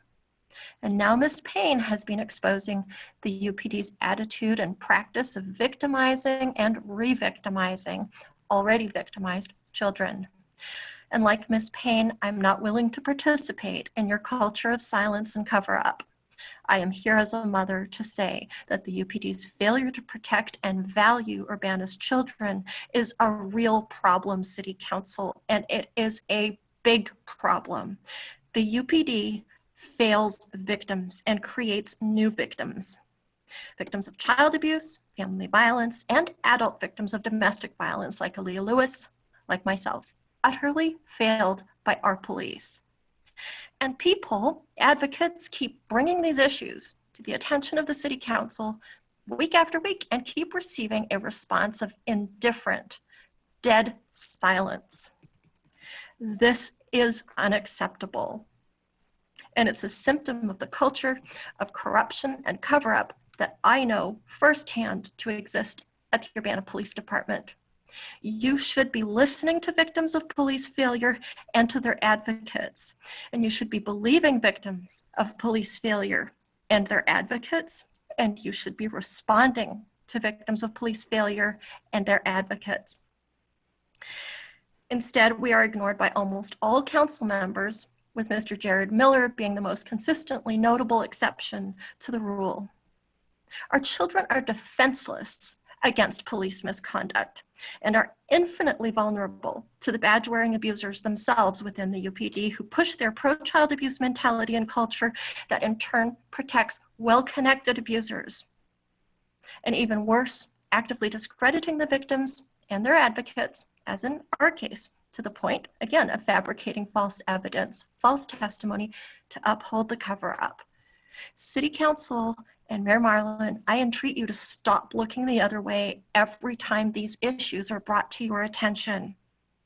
The children in Urbana need you to wake up and start scrutinizing what is really going on behind your backs. Thank you. Thank you for your input.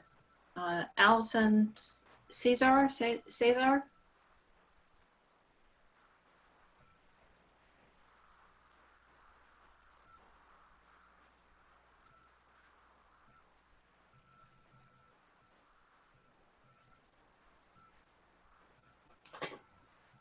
Hi. Oh. Hello. Sorry. I just wanted to call to express support for the many community members before me who have also spoken against the new proposed rules for public comment. I don't have much to say. I just find it shameful that that instead of addressing the issues that have been raised at meetings over and over again, that the council wants to essentially decrease the amount of public input and especially eliminate the public forum that allows all of us to not only hear each other's comments, but also to ensure that the entire city council hears our comments, right? Because there's no way of ensuring who sees an email or if anyone, beyond the person who actively responds to it sees it. So I'm going to see the rest of my time. I just wanted to express support for those who have spoken before me, to express my agreement with, to express my opposition to the proposed changes to the public comment rules. Thank you. Thank you for your comment. The next person is Emily Close.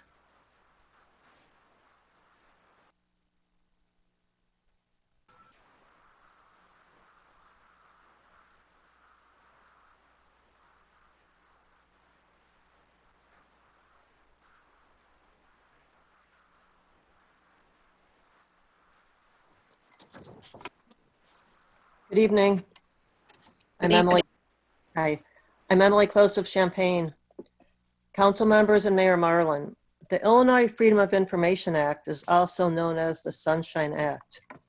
It is our job as engaged citizens to be involved in the government process. It is our right to ask for, and it should be your privilege to provide records to us that concern the business of governing. We have every right to know what you're doing. You aren't kings. We aren't your subjects. You don't rule us from afar, from castles and your own little fiefdoms. You, in fact, work for us. We pay the taxes that pay your salaries. Start acting like it and start doing your job so that we as citizens may participate fully in the democratic process. I'll end with a statement. In dictatorships, freedom of speech is suppressed and freedom of dissent is punished.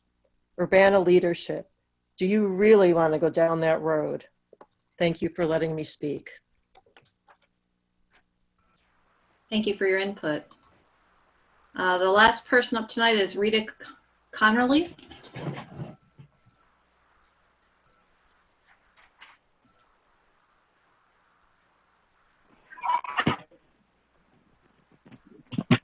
Good evening, Council. Good evening. My name is Rita Connerly. I live in Champaign County. I am a City of Champaign resident, and I am calling as well to provide support to the speakers who have called in before me. Amina, Megan, Lena, Alan, Sarah, Emily, Justin, thank you all for each week taking your time to call in as concerned citizens of this Champaign County. We asked, who are you, Diane? We know who you are. Dirty Diane. Your character is showing. Lying, manipulative, and a lack of care for your city's constituents, especially the Black and brown ones. As one of the highest officials of the city of Urbana, you revel in your privilege, white privilege. It reeks. It stinks. And your failing leadership is a contribution to the systemic racism, something that we are constantly fighting against. Do not silence our public constituents. Listen to their concerns, even if you don't like them. It's uncomfortable, but must I remind you the daily life of being Black or brown? Must I remind you the daily life of being an LGBTQ or trans person? Must I remind you of being previously incarcerated or persons with a felony on their background? Don't be like Julia, our state's attorney, who is using her public Facebook page to talk about things that are going on in her office, but blocking activists from viewing the information, from silencing the citizens. I'll end with defund the police. If you don't understand what that means by now, feel free to reach out. You have our contact information. Drop all the charges against Aaliyah Lewis and all of the protesters from May 31st. And do not censor our citizens. Have a great evening, Council. Diane, I hope you sleep well each night. Thank you. Thank you for your comment. The only comments that I believe we received via email for tonight's meeting were from Edgar Garrett. Edgar Garrett wrote to us today about funding for the VCC and also for the raises. He was not for the raises. So that's the only one, unless somebody else tells me that I've missed another one. Nope. Okay. All right. So the next item on the agenda is a staff report. Do we have a staff report tonight from anybody? Diane? Just want to remind folks that next week the financial forecast will be presented. Diane, are you aware of any other staff reports tonight? I am not. Okay. All right. Next on the agenda is resolution number 2020-09046R, a resolution approving and authorizing the execution of a community partnership agreement with Visit Champaign County for fiscal year 2020-2021. Good evening. I'm bringing for your consideration a resolution to adopt a one-year community partnership agreement for funding Visit Champaign County, our local tourism convention and visitors bureau. The proposed contribution of $10,000 is included in this year's budget. Previously, VCC Executive Director Jane DeLuce gave an informative presentation about VCC's work throughout the county. And in promoting the whole county and the whole region, the work they do brings business to our hospitality businesses, our hotels, our restaurants, our gas stations, our retail. Jane couldn't be with us this evening, so Terry Reifstack is present and available to answer questions. The agreement before you is the same as previous years, except for the addition of a new responsibility of disseminating safety information to the community, as VCC has graciously stepped up and done throughout the pandemic by creating marketing materials, posters, helping get the word out on wearing masks and being safe in our businesses. We've also changed the name of the agreement to reflect this additional responsibility. So at this time, staff would respectfully request that the council approve the resolution authorizing the mayor to execute the proposed agreement as presented, and we're glad to try and answer any questions for you. All right, questions for Stephanie or Terry tonight? Jared? So I had a question last time and I totally forgot to ask it. And I know one of the big things that we're considering in this is, traffic and driving, business to Urbana and the effectiveness of our investment in VC in doing so. Stephanie, I doubt you have this, but maybe Terry does. I meant to ask about data analytics as far as clicks and engagement from the city of Urbana specifically, and what kind of use you're seeing versus in Champaign versus in the county. Because I didn't see any of that in the presentation, and I figured that would have actually been useful information for us to have helped understand the impact that the website has and what you expect. So any information on those kind of analytics would be helpful. Hi, Jared. Excellent question. So in our annual report, we do have all of the stats of the number of people that visit our website. We have about 430,000 page views to our website. In our report, it does not break it down by demographics and location, but I happen to be the one that manages our Google Analytics, and I look at it pretty frequently.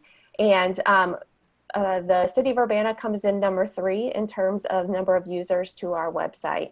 So Champaign comes first, and actually the city of Chicago comes second, in large part due to University of Illinois alumni and parents. And then the city of Urbana comes in third in terms of percentage of users to our website. I don't have an exact number, but I could easily pull that information and send it to you as a follow-up.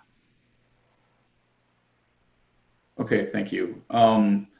I also wanted to know if VCC had any comments to the issues that that were brought up earlier by some of our public participation members about using the information that has been available on Buyback Chambana and adding it to the VCC website.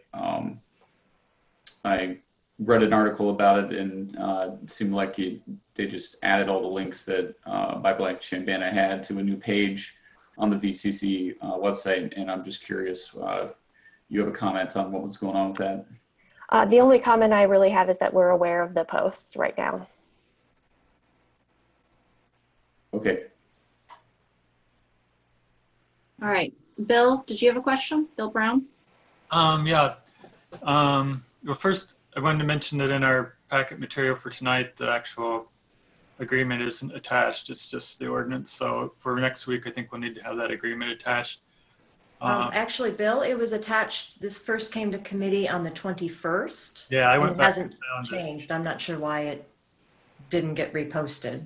Yeah, I went back and found it, but I think for public, anybody that is looking at tonight's meeting wouldn't see it. And if I don't know if anything else has changed besides the title, but if nothing else has changed, then just I'd say copy it and make sure it's together next week. They have a question. You know, a lot of people have been talking about the website. I know that VCC is a lot more than a website. Can you just talk a little bit about what's involved in bringing a large event, like say, I don't know, you can probably think of better examples, but I know, you know, any of the high school athletic events is a different process, but if you can think of an example of a large event or conference or convention or something that you've helped bring to town, how do you do that? They don't just Google and find your website and say, hey, there's a good town to go to. What's involved in that? Absolutely. So a really great example would be the AJGA tournament that just happened actually during the pandemic at the Urbana Country Club. So frequently what happens in order for us to get business is members of our sales team are actively engaged in either sales blitzes, where they go on the road to places like Indianapolis or Chicago to meet with sports planners or meeting planners to bring them here. But frequently it happens at trade shows. We attend a number of trade shows throughout the year. Both our director of sales, Caitlin Floyd, and our sports director, Mike Kuhn. And they attend those trade shows and have what it is virtually like speed dating appointments with different planners, where they have anywhere from 5 to 10 minutes to talk to them about our community and tell them how we might be able to serve their needs in terms of what facilities we have available, whether it's a sports facility that's looking for a golf tournament, for people that are able to attend within a driving distance, where their fans, where their players are coming from. So it takes a lot of research ahead of time to make sure that we're making appointments with the right people and not putting ourselves in front of people that are not appropriate for coming to our community. But then it takes a lot of follow-up afterwards to connect those planners with the facilities, making sure that the space is available in the time frame that this planner needs it for, making sure that all their amenities are met, specifically hotel rooms, making sure they have affordable room blocks, as was a big issue when we were working on the IHSA basketball bid, to make sure that we have a lot of options for people depending on their budget, and also how close they want to stay to their venue. And then also making sure that the people just have a good experience while they're here, and setting up any tours for them, or making sure that they're aware of the various businesses nearby where they will be meeting or attending a sports conference, so that they can really get a sense of our local flavor. So it's really working with those planners from very beginning to the very end to ensure that, first of all, we sell them on our community, and then when we're here, they're here, that they have a fantastic experience and want to return. Okay, thanks. I can't think of any other organizations that are doing that for Champaign County. I know I used to work for a large convention center like decades ago, and they had their own sales department. But I think even those that are large and have their own sales department would probably focus on smaller groups, maybe 100 to 200 people coming for a business meeting or something like that. So it doesn't sound to me like there's much overlap. I don't know if you have anything to say about that, but let's see. I thought there was something else. Okay, I forgot it. I think that's it. Thanks. All right, Sharice? Yes. I think basically what I just want to say is that even with the presentation last week, what I would like to see regarding your website and so on and so forth is more representation of the city of Urbana. And there, we do as a city have a lot to offer, but we also, you know, contribute to you guys financially. And I think it's only fair that when you're pushing Visit Champaign County, that the city of Urbana should be just as equal. I know, you know, we have Champaign and we have Champaign County, and it just looks like a lot of champagne.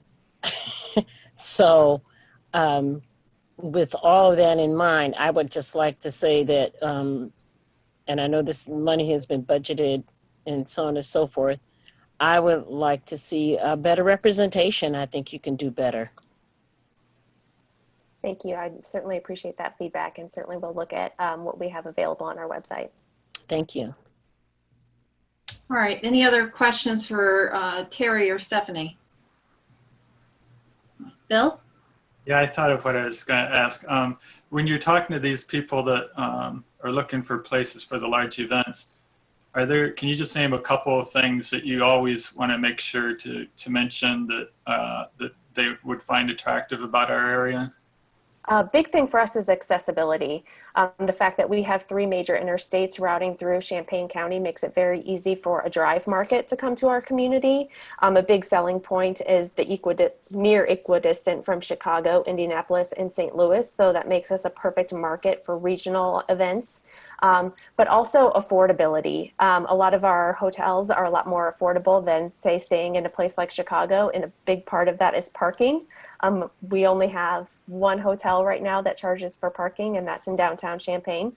So we have a lot of affordability in terms of accommodations, but also in the amenities that the community has to offer. You know, our restaurants have a lot to offer and have a very unique flair. We've had a lot of recognition for the amenities in our community. So we really play up the experience that people are going to have here. Another big tie for us that we mention very frequently is the University of Illinois. It lends a lot of credibility to our community, and it also means that we have options to, you know, for a meeting and conference, to look at potential keynote speakers or experts in specific areas that we can help facilitate getting those people to be involved in that meeting. So that's a big thing for us when it comes to meetings and conferences. Okay, thanks a lot. You bet. All right, well, if there's no other questions, I'll entertain a motion.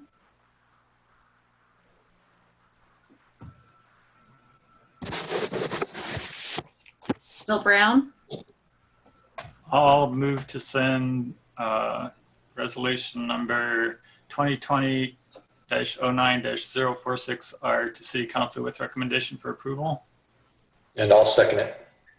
All right, moved by Bill Brown, seconded by Bill Colbrick. Discussion. Jared?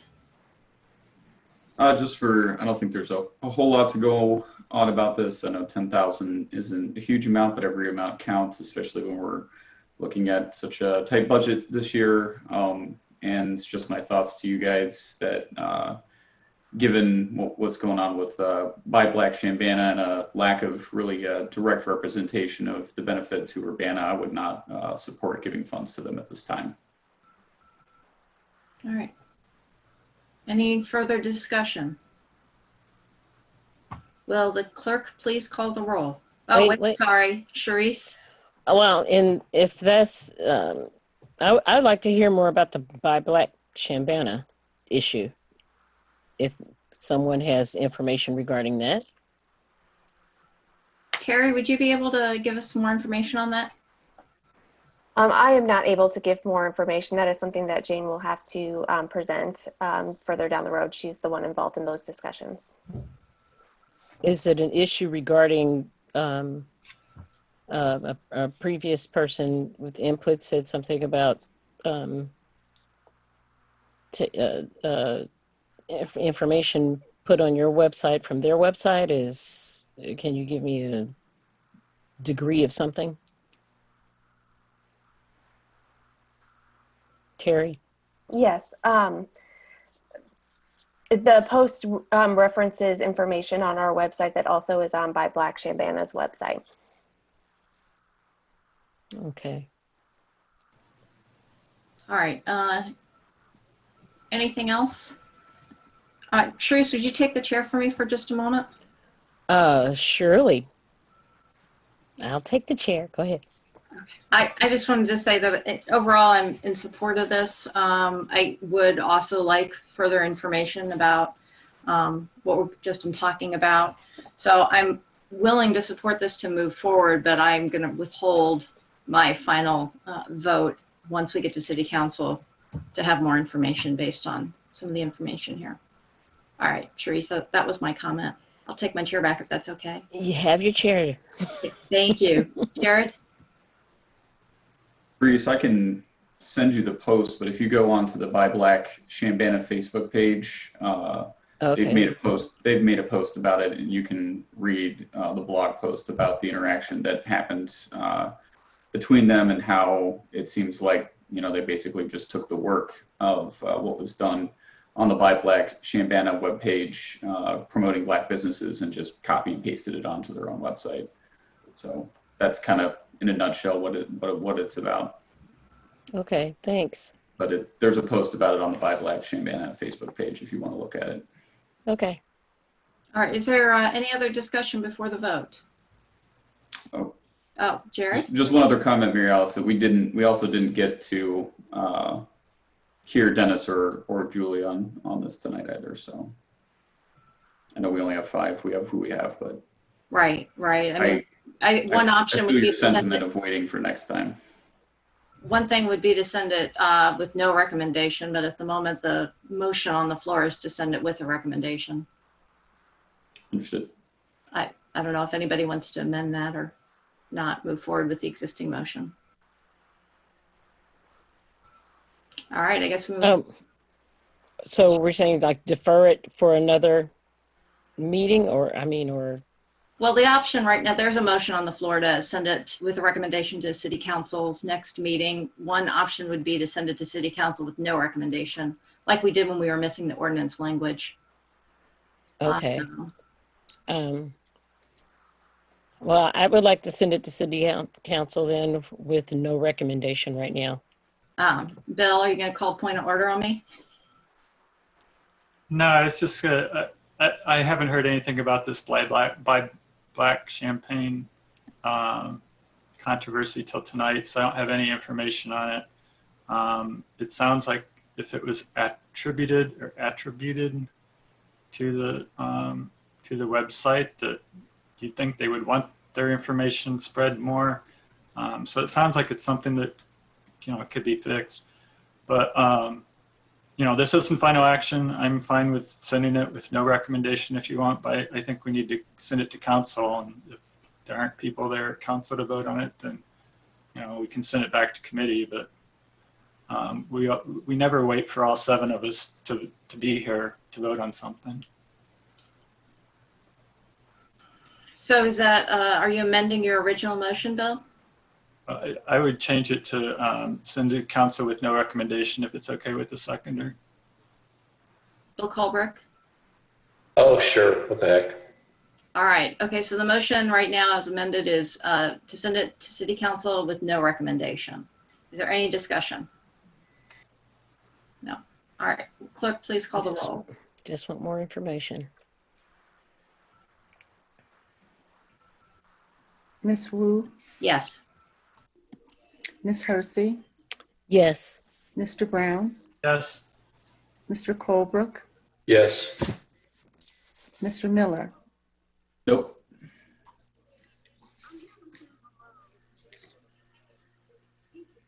You're muted, Mary Alice. Thank you.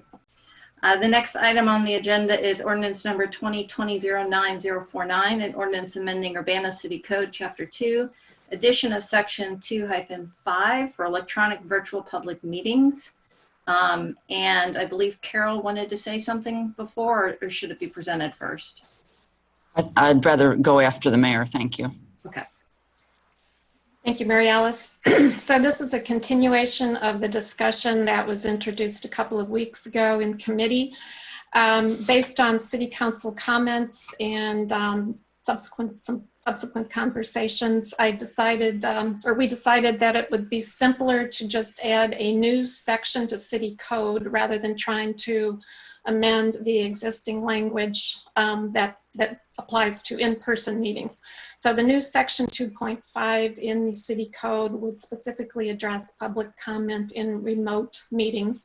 We're going to be meeting in this format for the foreseeable future, especially as we go into the flu season, the cold weather months. The pandemic shows no sign of abating.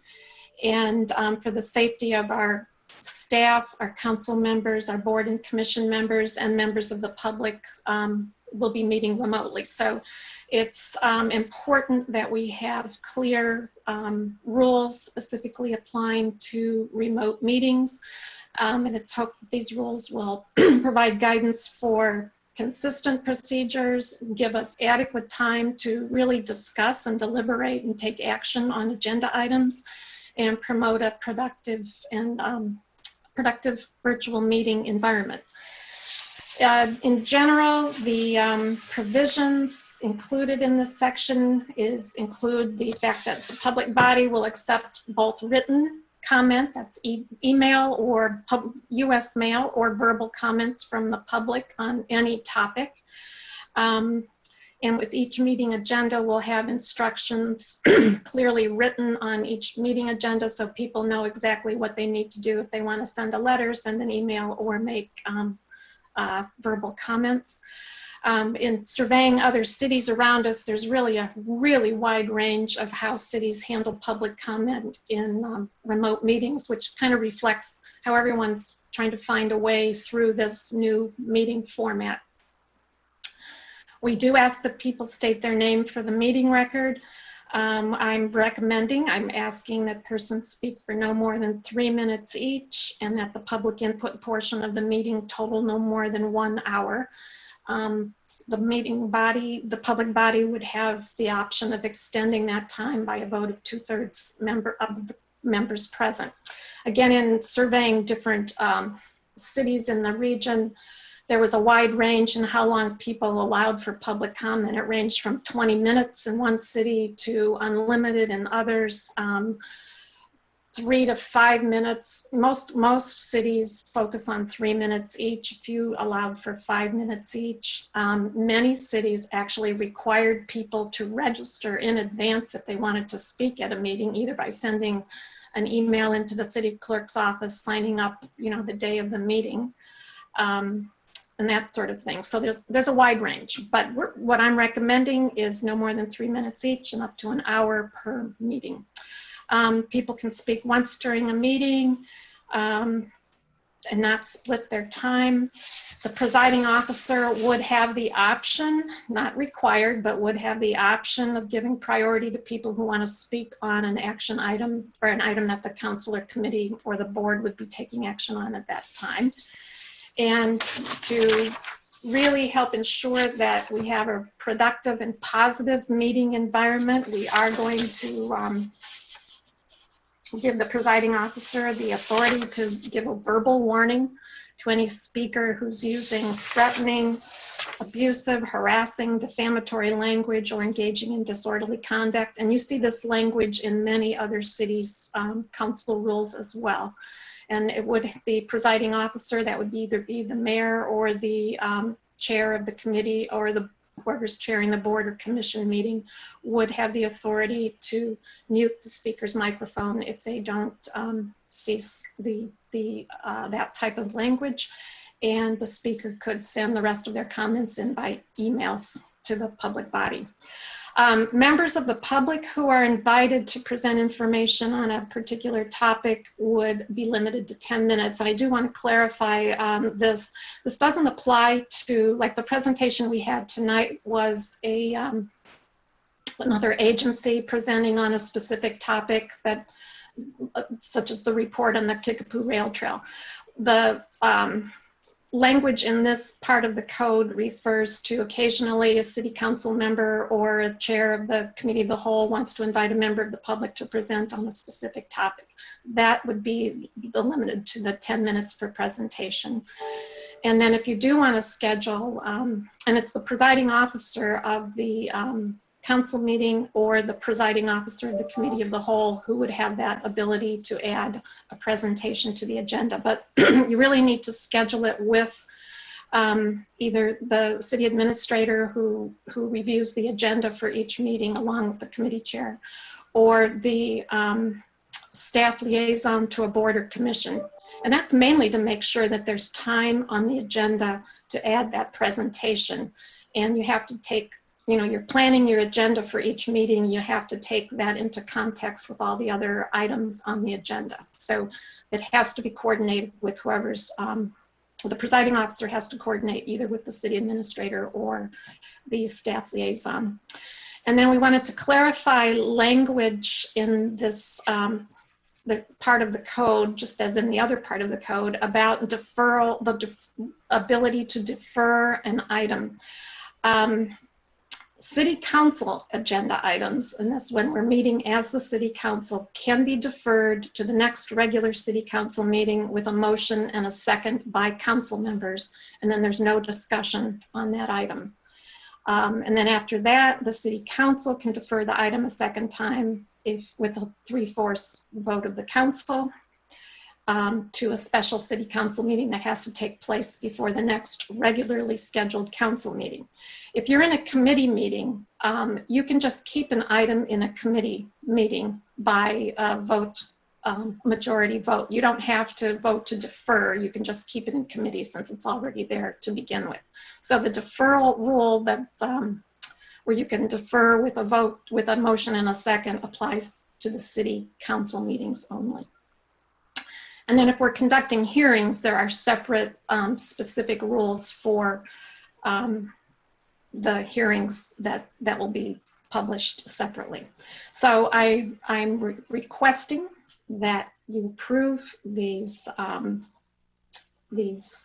rules, and I really think they will help us clarify how our meetings will be conducted and will be predictable and consistent from here on out. And it's taken a while to get here, but we've been working our way through remote meetings, and based on our experience and need to conduct our meetings and get stuff done during our meetings, I'm recommending that these changes be made. And I do want to let folks know that there will be opportunities for the public to speak, for us to listen, for us to have discussions. We'll be holding listening sessions with our community engagement coordinator, getting those set up, similar to the way the city of Champaign is holding listening sessions right now on public safety issues. So there will be opportunities outside city council meetings where more robust conversations can be held. And before we move on, I know Carol wanted to add a few things too. I'm losing my voice. I apologize. Carol. Thank you. I'd like to speak in favor of imposing limits on the abusive language that has found its way into your council meetings. I've spent time talking to staff members, some of whom have been targeted by the abuse and others who have not, to get their perspectives. The significant negative impact of this language on our staff is of great concern to me. In previous conversations at council, some of you seemed reluctant to curtail any language presented by the public because of free speech concerns. The right to free speech is not unqualified or unconditional, as you know. But if you need a starting place, why not start with what we're teaching the children of our community? Section 720 of the school district's policy manual directly prohibits the harassment of students, stating that, quote, the district will not tolerate harassing, intimidating conduct, or bullying that creates an intimidating, hostile, or offensive educational environment, and examples of prohibited conduct include name calling. So can we start there? No name calling? The school district's policy goes on to talk about threatening behavior, specifically physical threats. Well, thank goodness I don't think any staff members have been threatened with physical harm. How about a threat to their livelihood? When members of the public make unfounded, sweeping accusations of wrongdoing and lying, corruption, collusion are some of the words that have been used, that threatens people's livelihoods because it undermines staff members' personal and professional reputations. There are no specific allegations, no chance for the person accused to address the accusations. It's another form of verbal abuse, and it is toxic. And since accusations like these also have potential legal implications for staff and the city, it's also reckless. The city has a policy to promote a respectful, productive, professional, and diverse work environment. We don't tolerate behavior by employees that harasses, disrupts, or interferes with another employee's work performance or creates an intimidating, offensive, or hostile work environment. Given that council meetings are part of our work environment and council members are city officials, are you comfortable allowing members of the public to verbally abuse staff? Is that acceptable to you? Our staff members don't find it acceptable. I don't find it acceptable. To use some of their words, they find it offensive, demoralizing, embarrassing. Some people are actively looking for jobs elsewhere because of it. Others are questioning why they should work for a city where conditions like this exist and are allowed to persist. Every year when we present our budget, we remind you that our staff is our most important asset. Why aren't we shielding them from baseless accusations and insults? Over the span of my career in public service, I have easily attended several thousand public meetings of various types. I have never witnessed the toxicity that exists in your council meetings and in some of the board and commission meetings. It is your responsibility to make the public forum, be it at a council or a board or commission meeting, a safe space for everyone to air their views and a safe space for staff to work. We don't expect everyone to agree. That isn't my point. The point is, abusive language should not be tolerated in our public meetings, and you have the power to make that happen. I have been reading a book called Why We Are Polarized by Ezra Klein. In the introduction, he says this, quote, "Toxic systems compromise good individuals with ease. They do not do so by demanding we betray our values, but by enlisting our values such that we betray each other." That's the end of the quote. So as you debate how to curtail the abusive speech that has poisoned our public forums in Urbana, please don't betray our staff by excusing the bullies. To betray our staff is to betray ourselves and ultimately our values. Thank you. Thank you. All right. Questions for the mayor? Sharice?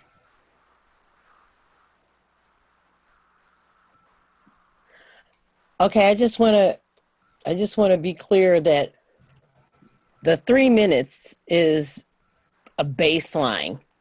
If we are having a meeting where there aren't a lot of people and we have the choice through a 3/4 vote, right, to change it to 5 minutes before public input. No. Okay. No. 3 minutes is up to 3 minutes is allowed to speak, and up to no more than 1 hour total public input, unless you vote by 2/3 vote to extend. That's what I meant. So if there's 2/3. If there's something that a very, very hot topic, one that requires a lot more comment, you have that option, but it's 3 minutes per person. Okay. Other questions for the mayor? Bill Brown. Yeah, in section 4, on the motion to defer stuff, paragraph 4, that second sentence, it's still in the remaining part about deferring it a second time. I think we can delete that sentence. There's already a Robert's Rules of Order motion to, I don't think they call it defer, continue to a time certain is basically what that's doing. And that only requires a majority vote. So it seems redundant to have that second deferral rule. That was never in the original. The original had a 3/4 vote if you wanted to consider it prior to the meeting that it was deferred to. That's been taken out. I don't think it's ever been used. I don't see that we need that. But I think the replacement sentence there with the second deferral, I don't think we need that. So you're saying the sentence that reads, at the meeting to which the said agenda item was deferred and upon affirmative vote of 3/4 of those city council members present. Yeah. That's the one to get rid of? Yeah, because we can already do that just through Robert's rules by continuing it to a time certain or postponing it to a time certain, I think it's called. Okay. So section 4 would then consist of the first sentence and then the last sentence. At any committee of the whole meeting, an item, actually it should read, an item can be kept in committee by a majority vote.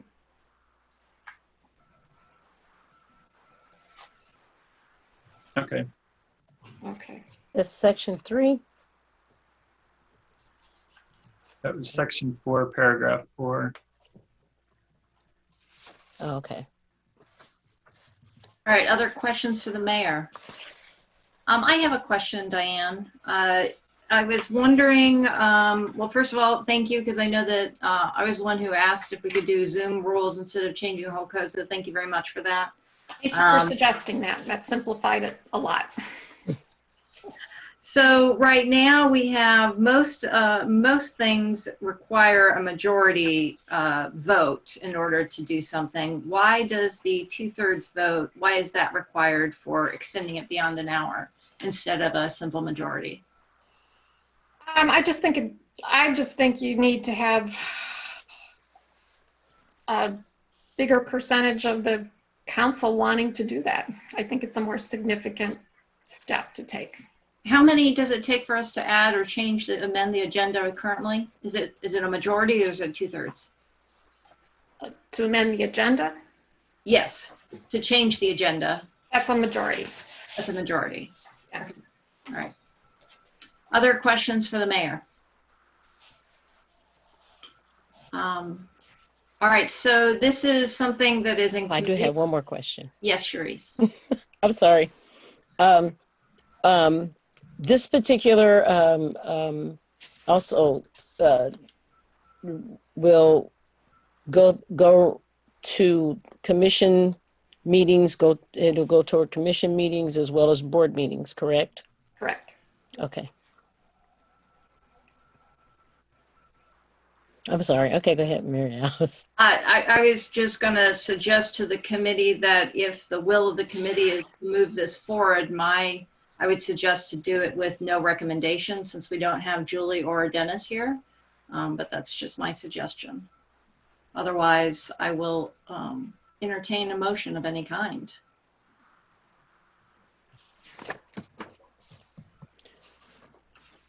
Okay, well, I'll move forward with it. I'd move that ordinance number 2020-09-049, an ordinance amending Urbana City Code, Chapter 2, addition of section 2-5, electronic virtual public meetings, be moved forward to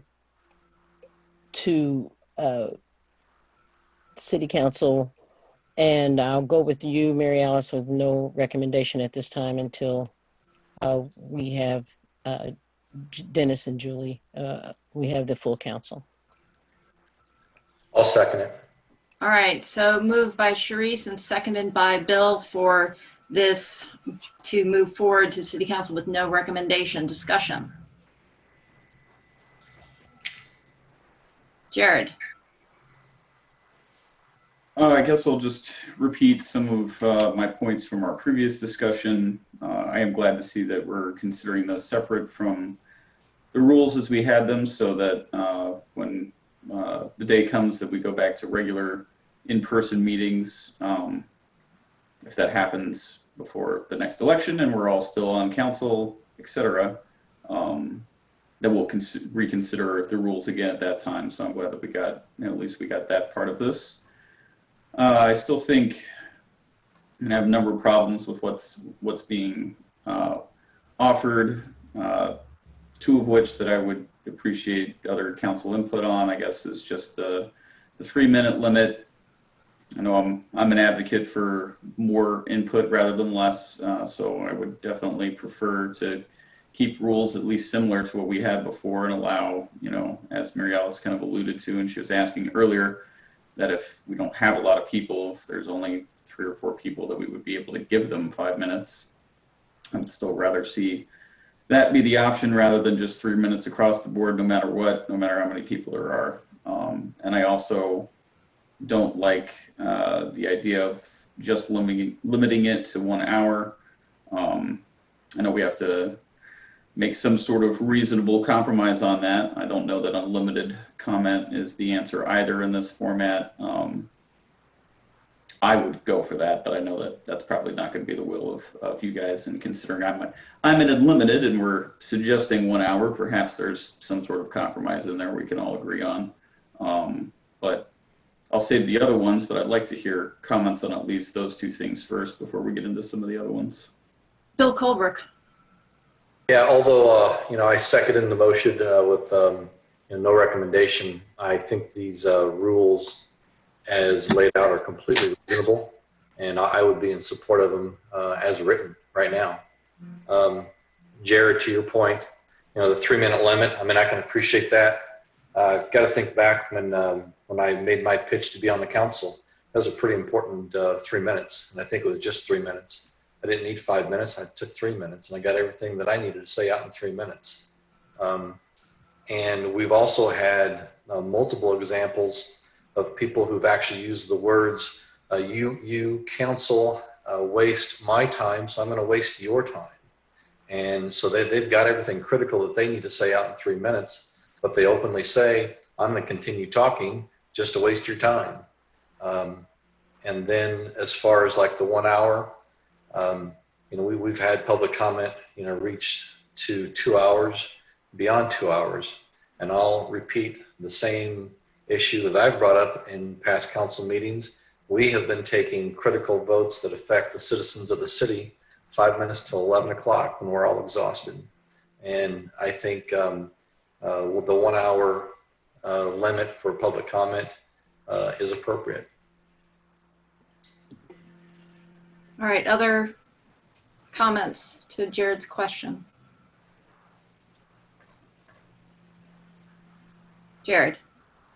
I didn't see anybody else raise their hand, but Bill, one other thing to consider that somebody gave, and maybe that's language that we can at least add, is that it's not always the easiest thing for everyone to succinctly say what they need to say in 3 minutes.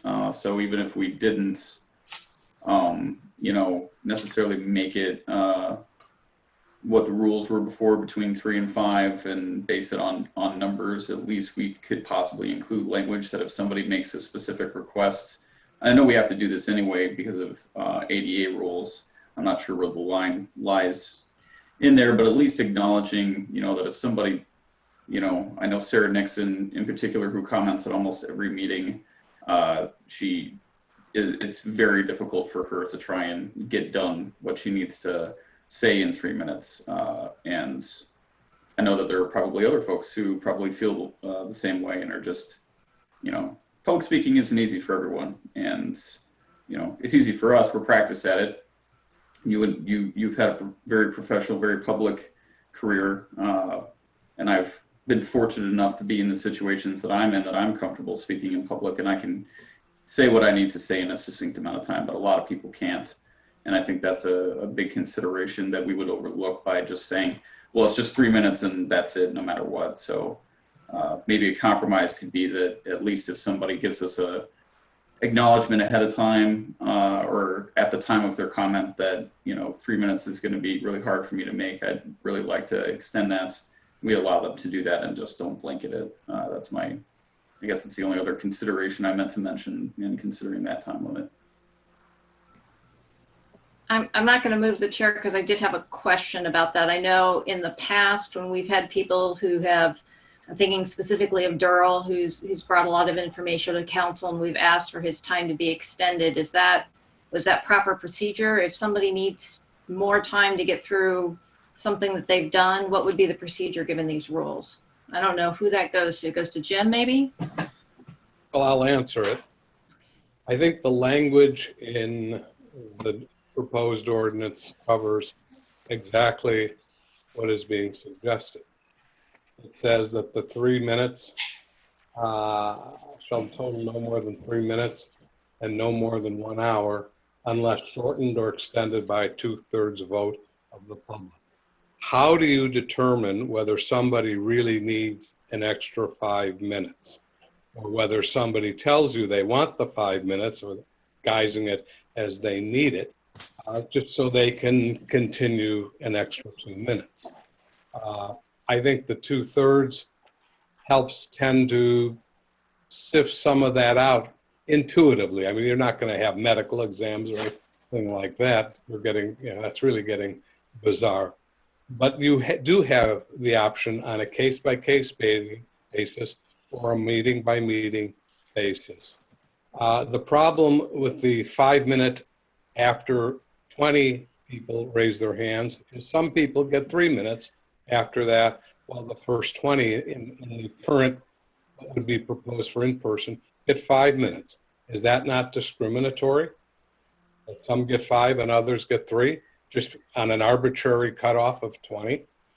So I think the mayor's proposal here that everyone get 3 minutes serves two purposes.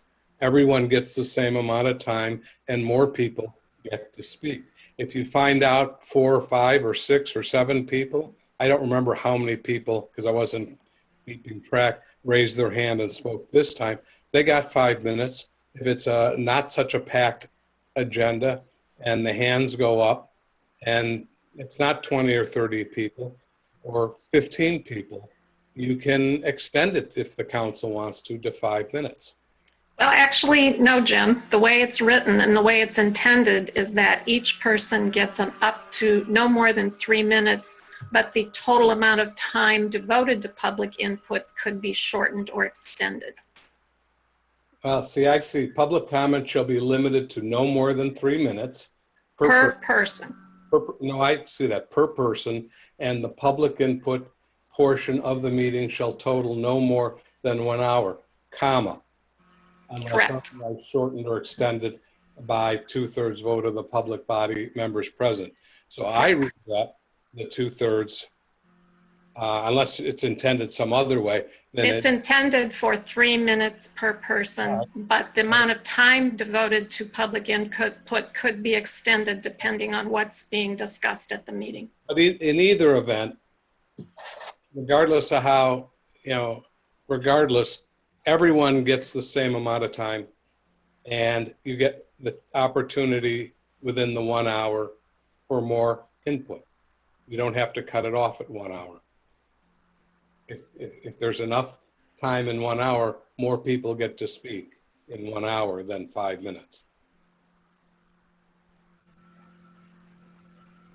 All right, so what I'm hearing is that the mayor's intent of the ordinance is that people are maximum given 3 minutes and there's no type of vote that could be taken to give somebody more than 3 minutes. That's the intent of it.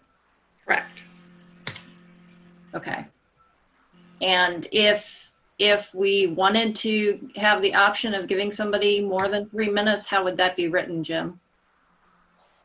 It'd have to be expressly provided, but following on the mayor's intent here, how do you determine whether one person should get 3 minutes and somebody else gets more? I mean, the First Amendment doesn't guarantee somebody the right to speak longer than somebody else.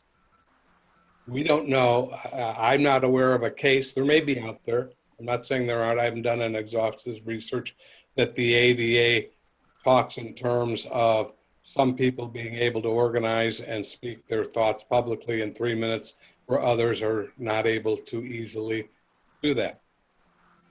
And all. I don't know how you can make those kinds of determinations and all without saying one person says, I want to speak 5 minutes. Sure, council votes to allow that. Another person says, well, I want to speak 5 minutes too. I have the same problem. And the council says, well, I don't think so. How do you deal with that? Is that not discriminatory? And I'm not talking about racial discrimination or religion or ethnicity or any of that, but it's putting a value judgment on one person's speech over another person's speech. I think actually the mayor's interpretation is a better interpretation even than my own. Bill Colbert. Jim, thank you for that. I mean, I actually agree with that opinion.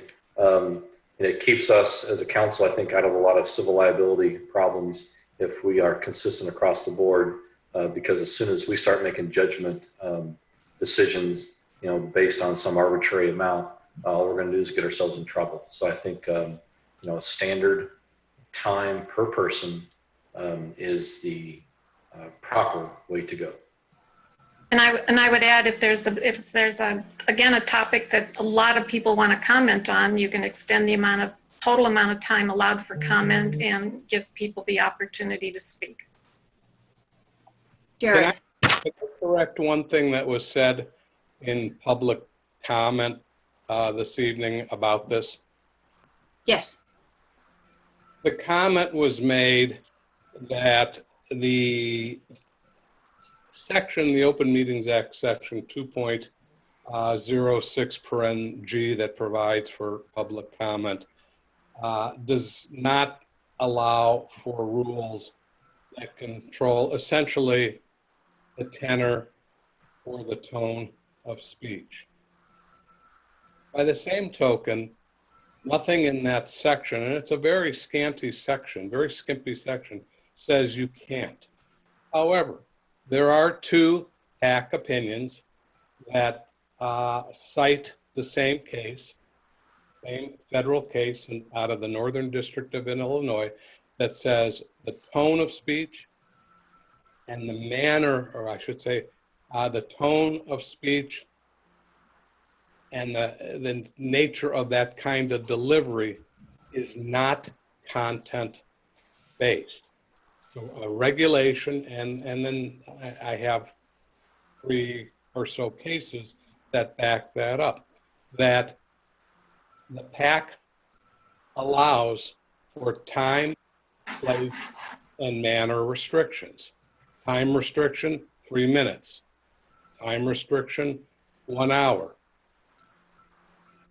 Perfectly legal until the PAC interprets it differently. But right now, absent a PAC opinion, and there probably will be a request for review or a complaint, and that's fine, would allow for those 2 restrictions. In terms of the tenor of speech, that is manner. You can apply manner regulation as long as it's not discriminatory. It is not, contrary to what some alluded to this evening and in past council meetings, that is not content regulation.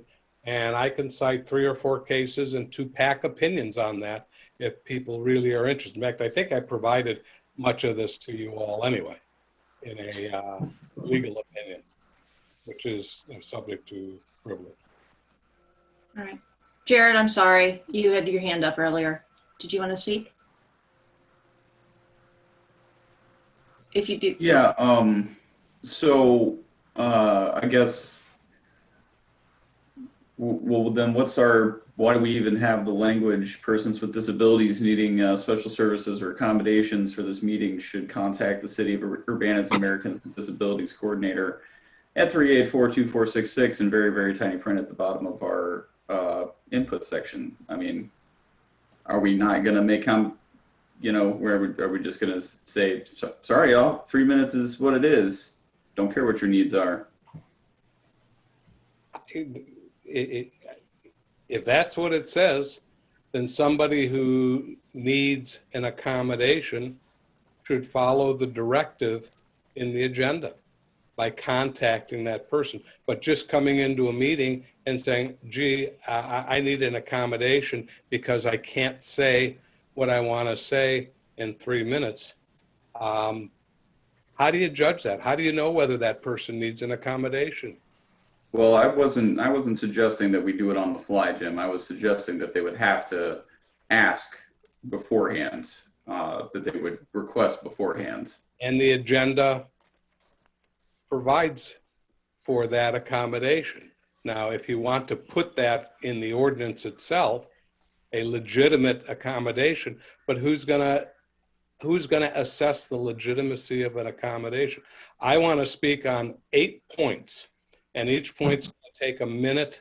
And I'm giving you hypotheticals to highlight the slippery slope that you're talking about. I have 8 points. I practiced my speech. They are very concisely stated, but I want to state them all tonight in this meeting tonight. So I want 8 minutes. I think that language, Jared, I know the language referred to in-person meetings and probably more of a physical accommodation than public input accommodation, but we could put specific directions in the directions for public input that if a person wanted to have a special accommodation, they should contact the clerk's office in advance to let us know. And that would be similar to what other cities do when they require people to actually sign up to speak, anybody sign up to speak, but we could have advance notice for that, put that in our meeting input rules. And that's all I'm asking for is, that we let people know that people who have a legitimate reason to need more time, that we'd be willing to accommodate that. That's all I'm asking for here. All right, we can do that with advanced arrangements with the clerk's office. Okay, well, we'll work on language for that for when we see it at council, presuming it passes the vote now. All right, Bill Colbrook. Would that be, Mayor, with the clerk's office, or would that still be through the ADA coordinator for the city? Because to Jim's point, if somebody's claiming some sort of disability and they need legal accommodation, shouldn't that be vetted through the disability coordinator? I mean, the disability may not be in movement, but it may be in speech or thought. Okay, we can do it through them. But either way, I think it needs to be made, arrangements need to be made in advance. And in a formal fashion. Yes. Jared, did you want to say something?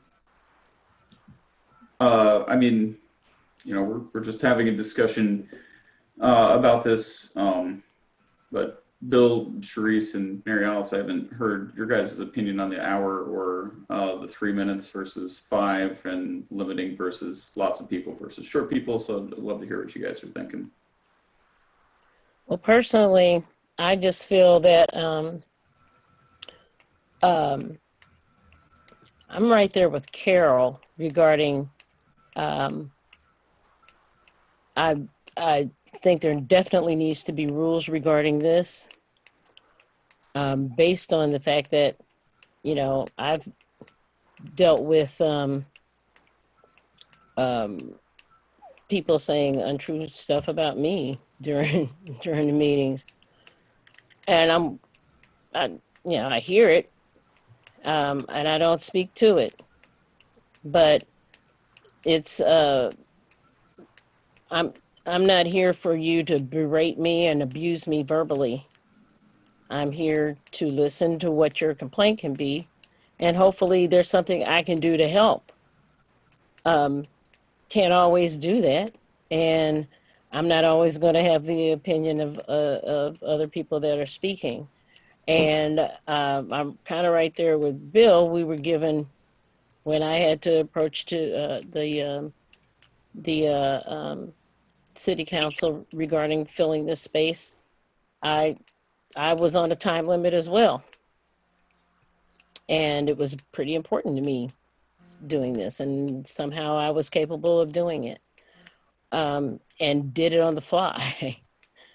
So I think that when we're not taking away anybody's right to speak, we are limiting it based on past experiences, yes, and I don't have a problem with the hour, because I do have other commitments that I do after I get out of a meeting, and there are time specific type of things that I have to do, and sometimes that's why you don't see me on video, because there are timed things that I have to do. And if the earlier that we're able to get our city business done, the other commitment that I have to take care of is also taken care of on time. And I do think that it's important that there be rules that are followed and that are put in place so that there's no question.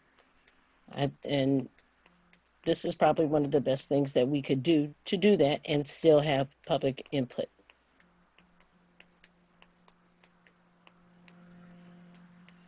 All right, well, you called on me specifically, Jared, so I'm gonna have to pass the chair back to Cherie so I can have part of the discussion. I take the chair from you. Thank you.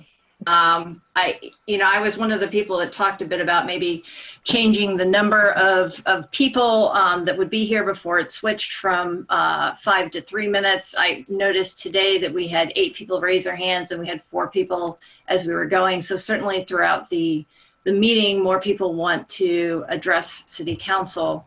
I'm really on the fence. I would like to provide people with more time, but I also understand the idea that we need to be as consistent as possible. So there's that.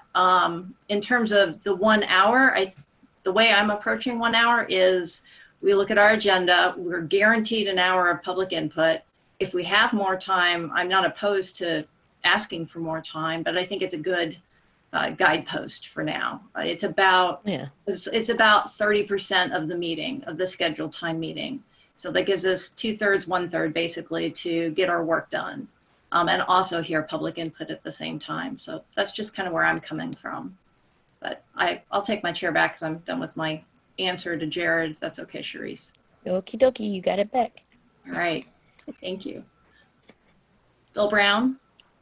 Yeah, I think this is a reasonable approach. I think from the public input rules I've looked at other cities, an hour is still on the higher end of some of them are less, some of them are a half hour. I saw one is even 20 minutes. 2 hours, I didn't see anything that was 2 hours except Urbana. 3 minutes, I think there have been times where, I wanted to listen to somebody more than 3 minutes, but Jim and Bill made good points that if you start doing it for one person, then you have to have some criteria to do it for other people. And that's not easy to do. I don't even know if a 2/3 vote would be the way to do that. So, the manner of speech, I think will be interesting. I think there have been some borderline cases where I'm not sure exactly, what would happen. I think you can warn people and hopefully people will be reasonable about it, but there's no guarantee of that. But yeah, like tonight, I counted 14 at the end that we had, and I think there were 8 or 9 that raised their hand at the beginning. So I think 3 minutes is really the only way to do it in this format. So I'm fine with the way it is. Thanks. Grace, did you want to say something? Yeah, I just wanted to add that I know since we've even been discussing this, what I have noticed during public input is people being more civil, which is the only thing I asked for from the beginning of all this. I have noticed a change. And so it's not impossible for it to happen. And it's not impossible for there to be civil discourse without, you know, tone, and people can state what they feel without there being, you know, an attitude given. And I don't, you know, it's not that I don't, I mean, folks can have their attitudes, of course, but it's just that when it gets to a point where it's abusive and defamatory, that is an issue that I'm not particular about. Bill Colberg? Sharice, I agree with you. I've noticed as well, and I've actually talked to some constituents here in Ward 6 about this very issue, that it appears to me that since the council has been actively talking about public input, how we do it, how it's supposed to be, how it's supposed to take place, it's become a little bit more civil. The tenor and tone has gotten better. So I agree with you that it proves that it can be done. So I appreciate your comment. Jared, did you want to say something? Yeah, I mean, it sounds like everybody's pretty okay with it, and I'll probably be alone yet again in my opinions on this, but I just want to share my thoughts with you guys because that's what we're supposed to do in committee of the whole, and just bring up a couple more points. I am concerned. I mean, I get what everybody's saying about, you know, not wanting people to be rude when they're giving public comments, and that can be hard to hear from people, you know, especially when it happens repeatedly, and I understand that. But, you know, I think that's, in my personal opinion, that's part of, you know, what you accept when you agree to become an elected official, that people are probably not going to like some of the things that you choose to do, and you just better have thick enough skin to deal with that, because, you know, people just aren't going to, and that's it comes with the territory. And Sharice, I mean, in absolutely no offense to you, I totally understand your situation that you have being a caretaker, and I've recently taken on a similar role for someone that I care about very much, and it's kind of got in the way of my ability to perform my job at the last meeting, but I was still able to be there for a chunk of it, and I felt like I at least was able to contribute somewhat.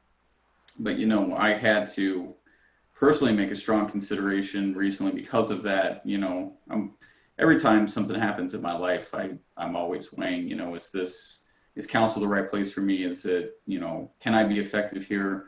Would somebody who is in a different situation than me be able to be more effective and be able to do what I need to do? And some, you know, I know it's hard that that the meetings go late, and that, you know, if public comment is long, that's a reason that they go late. But, you know, again, with, you know, same thing with language, you know, I feel like it's it's the nature of the beast, the way it is right now. And you were at the in-person meetings before we were here, and they were often pretty short. You know, sometimes we were only there 15, 20 minutes, and then they were over. It hasn't always been like this, and it may not continue to be that way, but for right now, you know, it is. So, you know, I'm just saying that so you know that I consider that very strongly, and where every time something happens in my life, that, you know, I consider what this role is, and if I'm able to properly do what I need to do on council. But I'll wait for my other comments, because I know you probably want to respond. Sharice? Jared, I don't disagree with you on some of the things that you said, but I don't think anybody, I don't care what your position is, and Lord knows I've been on the giving end sometimes when I'm angry. And it would be different if I could come back and respond to some of the things that have been said, but I can't. And I don't think anyone sets themselves up as a public servant to be verbally abused. And it's not about how thick my skin is. Trust me. It's about how much I want to sew my mouth up to keep me from saying something. More than anything. No one has to, would not talk to a public person. I would not talk to, and I have not talked, when I've talked to people in person, I don't go off on them. And I don't, but I am going to let them know how I feel. I am going to voice my opinion. I'm going to voice how I see something as well. And I try to do it as respectively as I possibly can, and unless I get, I feel like I'm being abused on some level. So it's not quite, and not only that, but several people attack folks that do the work of the city every day, and there's no cause for that. And that's it's not fair for the folks that show up, that are working from home, that come into work and put in sometimes 12-hour days to try to get the work of the city done. And it does not help morale. It does not make people want to really, and it's not just about me. This is also about people that work in the city building itself. So,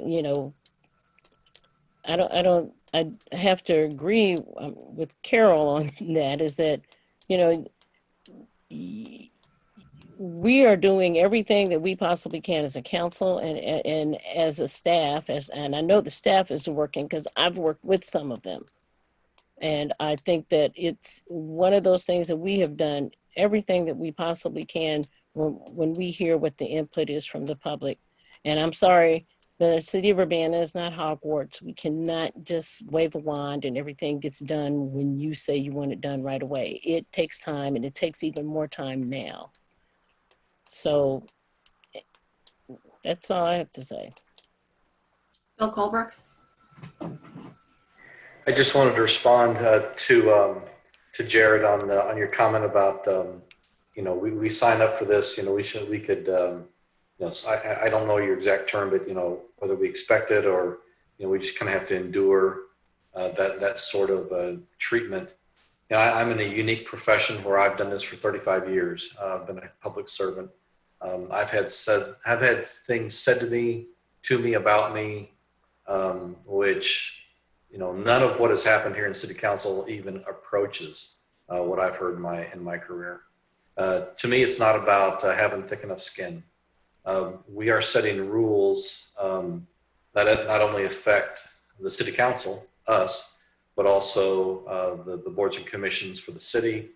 I've been given specific training throughout my career. I've gone to repeated training throughout my career to be able to deal with citizens who are upset, upset at the situation, upset at me as a public official, upset against the government action that's happening to them, for them, against them, and I'm used to that. But we've had multiple emails to our city council email of people that are considering getting off commissions.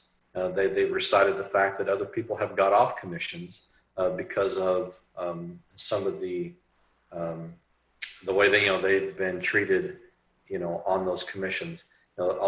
We volunteered for this. We signed up. One thing that I've heard throughout my career: you buy the ticket, you take the ride, and I get that. Sometimes for me it meant working midnight. Sometimes it meant working a blizzard. Sometimes it meant a lot of things. But we have citizens in our community that stepped up and want to serve the other citizens of the community, and they want to do it in a kind and respectful way without being humiliated or talked down to or insulted. And I think the rules that we're setting not only is for us, but for throughout the city of Urbana. Diane, you're muted. Thanks. Just to emphasize that last point, there are about 26 or 27 different boards and commissions, about 165 seats that I have to keep filled with appointments. And some of these boards and commissions have been, a couple in particular, and one in particular has just been subjected to repeated bullying and harassing and cruel, really, attacks meeting after meeting, to the point where we're short 3 board members, 3 commission members. We had a city staff member, I think, who retired early because of it. The impact of this toxic, regular beating up on commission members is taking a toll. We're short 2 Civilian Police Review Board members. I have 1 applicant. We're short 3 Human Relations Commissions members, and we're on the verge of losing more. These are important commissions with important work to do, and people are watching the meetings, and these are volunteers. They don't get paid a dime except in our thanks to them, and we have to change the tenor of these meetings. So being able to have some rules of engagement, rules for civility, rules for time, which is respectful of the board members, which is respectful of the public, and is respectful of the work that people have to do. So that's what these rules are for. And I can't emphasize enough how devastating the impact of this tenor of these meetings have been in the last few months on our volunteers, on our city staff, and city employees. Jared, did you want to add something? Yeah, I just want to continue the conversation. So I guess you know, seeing as, again, I'm going to be alone in opposing these changes, but I would at least respectfully request that if we're going to adopt this language, that we need to be clear about what it is that we understand abusive, harassing, threatening language to be. I'm not still quite sure about including the defamatory part, because that implies someone has, you know, committed a crime, and the resolution of that is a civil matter, not a matter to be decided by us at the time. I think that's a little odd that we're including that, and that we get to decide when something's defamatory and then shut it down, because that's usually something that's settled in court. But at least as far as the abusive, harassing, and threatening part, when we talk about tone and tenor, you know, we need to be clear, because that's, as it's written to me, it sure just seems arbitrary. And all of us are going to have different ways of engaging with that. There isn't going to be a clear way for all of us to decide, you know, what one of us thinks is abusive, the other one might not. And, you know, it's just unclear. So if we're going to include this language, we need to be clear about what these things are, not only for ourselves as the moderators of the meeting, but also for the public, so that they understand exactly what it is that we're saying you can and can't say at city council meetings. That would be my one request for that. But, and then, I mean, I guess I don't like the change. The only other thing that I would, even since I'm not getting anywhere with any of this, the only other thing that I would ask is that we would change that 2/3 back to just a simple majority. I don't know why we need 2/3 to extend it. I think if a majority feel like it's there, I mean, I feel like that's going to even be hard to get the way that you guys are approaching this. So, you know, what's the harm in that? Because if the only person asking for it is me, then nobody's gonna support it. But you don't know that. No, okay, fine. I don't know that.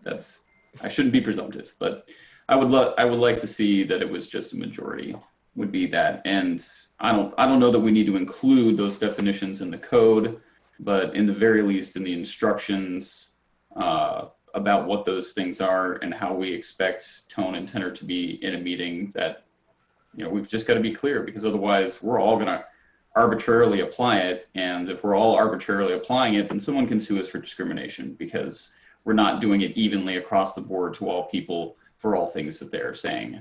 And I think that that's going to be really hard for us to enforce anyway, but I've already made that point and you guys all seem comfortable with doing it. So that's what we're doing, and that's what we're doing.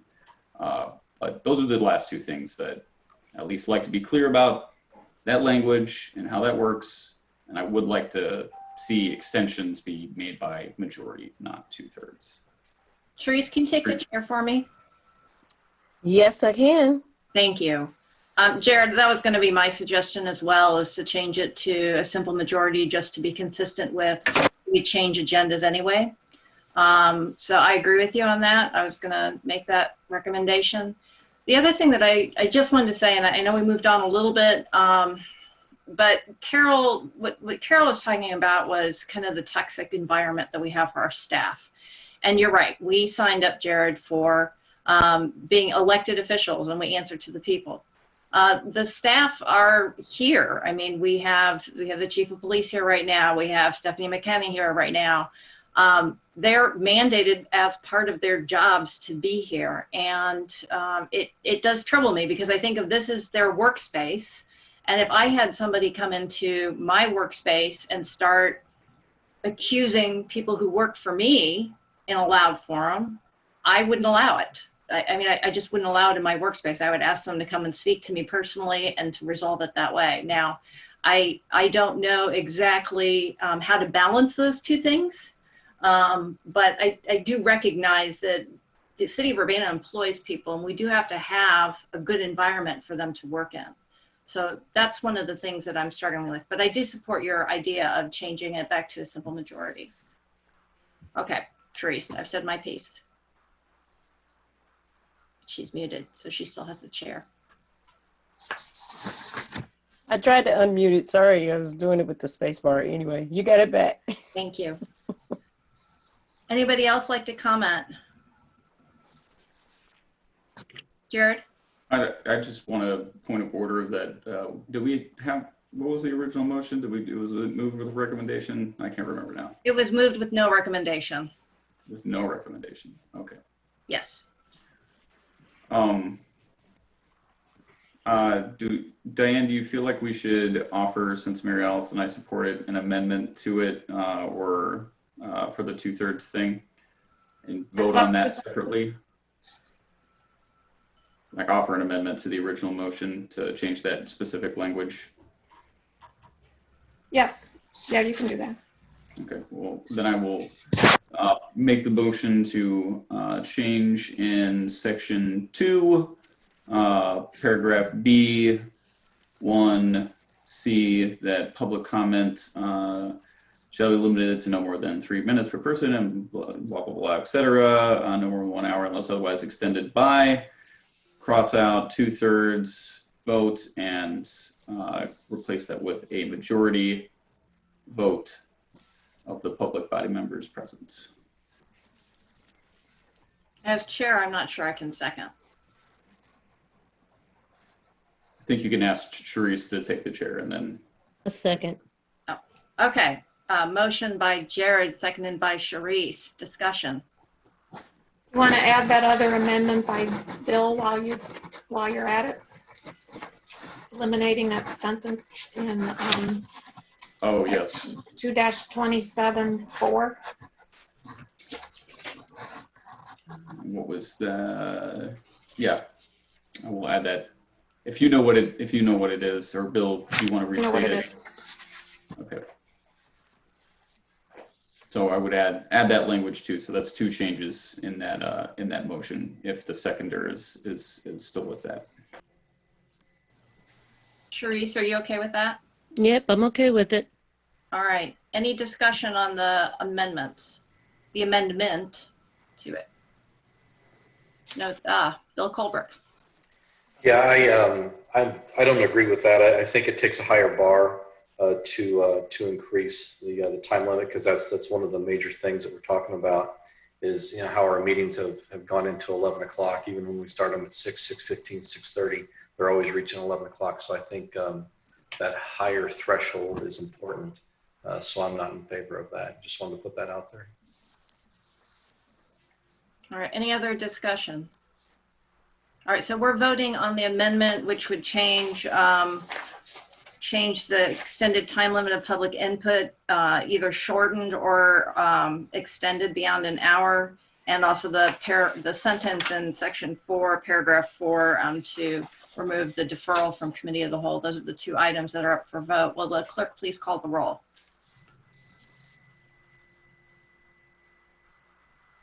Ms. Wu, Yes. Ms. Hersey, Mr. Yes.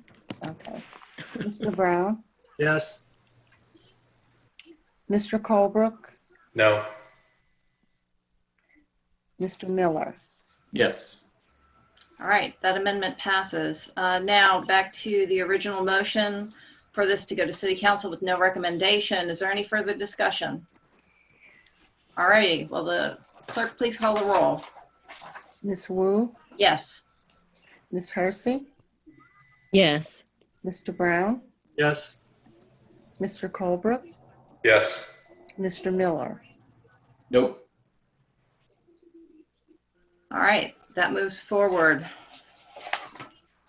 All right, ordinance number 2020-10-053, an ordinance amending Urbana City Code Chapter 3, Section 3-43, increasing the number of Class R and T1 liquor licenses for Hickory River and Urbana Incorporated on Cunningham.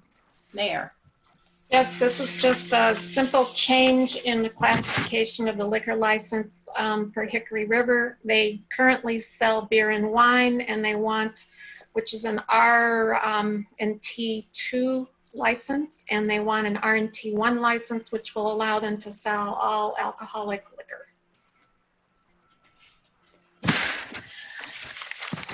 All right, any questions for the mayor? Anybody like to offer up a motion? Bill Brown. I'll move to send ordinance number 2020-10-053, an ordinance amending Urbana City Code Chapter 3, Section 343, increasing number of Class R and T-1 liquor licenses for Hickory River to City Council with recommendation for approval. And I'll second it. All right, moved by Bill Brown, seconded by Bill Colebrook. Is there any discussion? All right, seeing none, will the clerk please call the roll? Ms. Wu, Yes. Ms. Hersey, Yes. Mr. Brown, Yes. Mr. Colebrook, Yes. Mr. Miller. Yes. All right, that motion passes. On to City Council.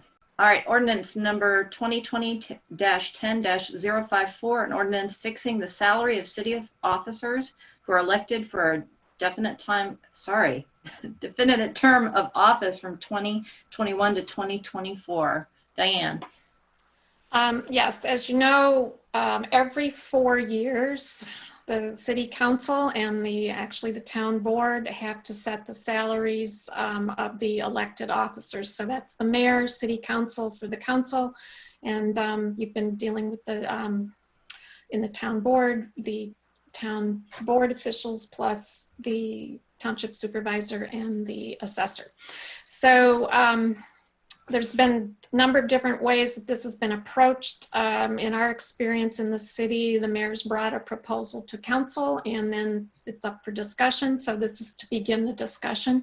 What I was proposing is a 1% increase for each of the next 4 years over the current salaries. Mary Alice had asked for comparison what our collective bargaining units were getting in the city employees, so I can just give you that summary. AFSCME is in the final year of a 3-year contract and they got a 2.25% increase this year. The firefighters you recently approved their contract. They got a contract for 2 years, and they're getting a 1.5% increase for each of those 2 years. The Fraternal Order of Police are currently in negotiations. Their contract ended on June 30th. For the non-bargaining unit employees in the cities, so these are people like the lieutenants and leadership in the police department, department heads, a lot of some of the appointees, and a number of other employees. If they are making less than $80,000 a year, they got a 1% raise this year. If they're making more than $80,000 a year, we did not offer a raise for the current year. All right, questions for the mayor? No questions for the mayor. And I would emphasize, once these are set, they, we can't review these every 1 or 2 years. You have to set these salaries in the period preceding your next term of office. So we're setting these salaries for the next 4 years. All right, if there's no questions, would anybody like to make a motion?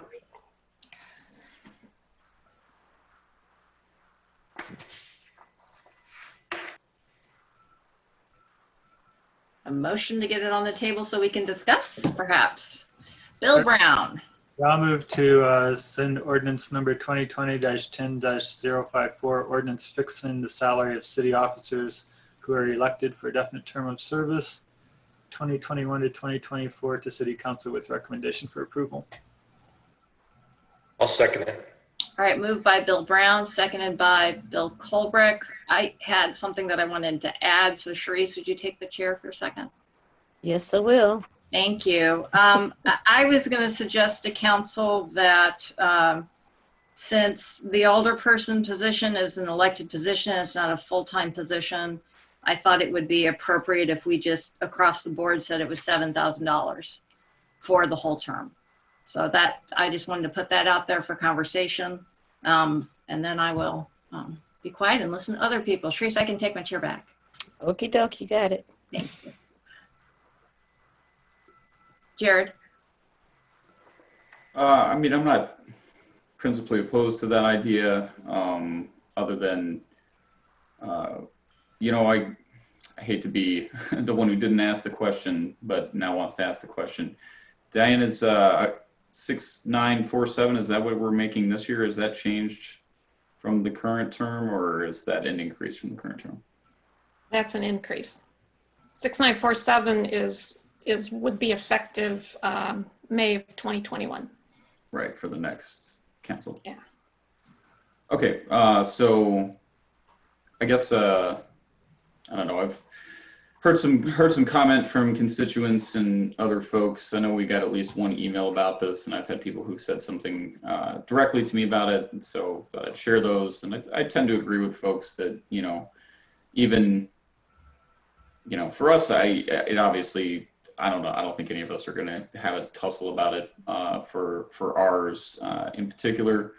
I know we're trying to be, I don't know, 1% increases each year thereafter, and so on and so forth, which doesn't follow inflation. So of course, there are arguments to be made about that. I'm just,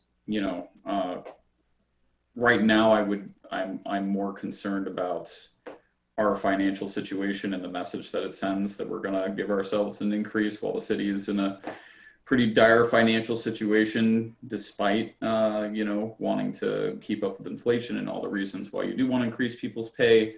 I think it's a little different for us than it is for the mayor and city clerk, because those positions are full-time and they're different. So that could be considered differently, but I still think that it really would send the wrong message to accept, at least in the first year, any increase because of the situation of the city, that if we are pulling back on services to people, but we're still saying we're going to get paid more as elected officials. I think that's especially for us as alder people, none of us depend on the money that comes in from this. So at the very least for us, I would rather see no increase in the first year, and then we can, we can consider more after that, because hopefully we'll see some semblance of normal back in 22. So that's my thoughts.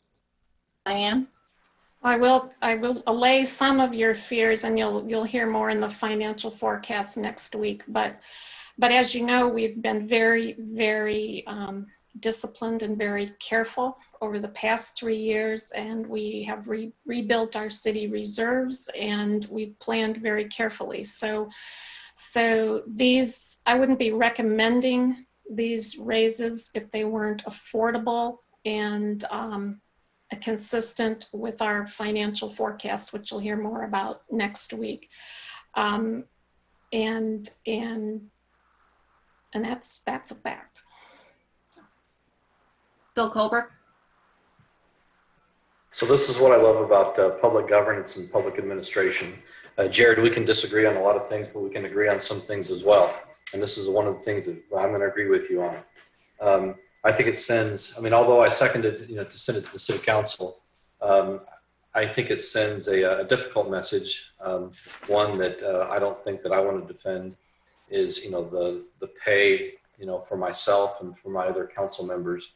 I would be in complete favor of the increases for the mayor and the city clerk.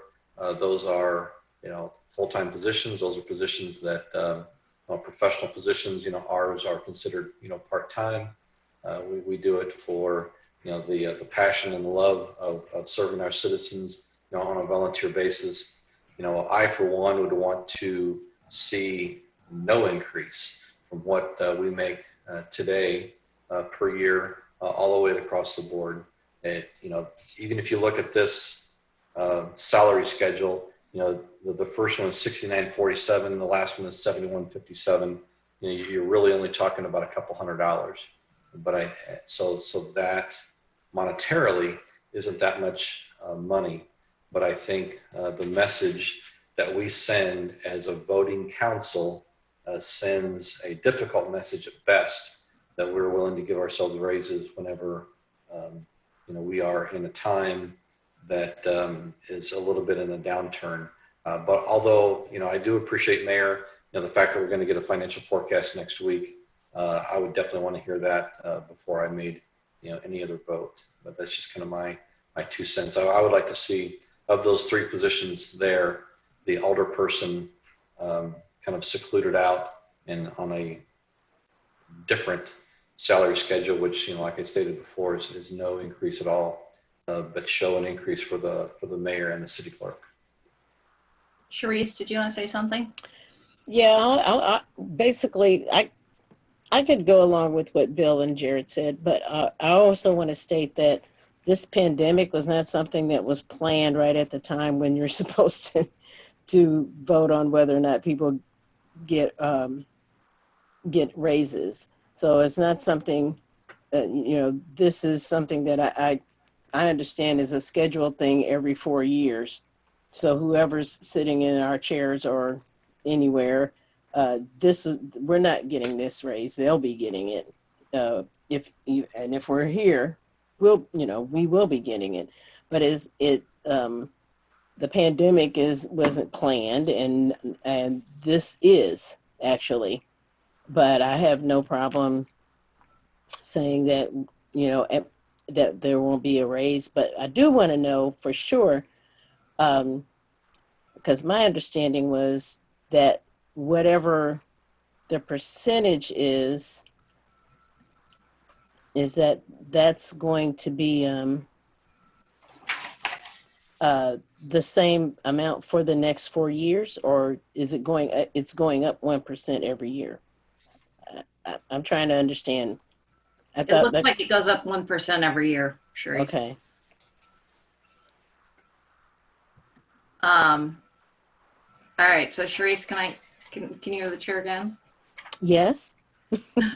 I'm completely fine not giving the alderperson position a raise. I was just trying to kind of just make it straight at 7,000, so it was just an even number, and everybody knew that that's what it was. But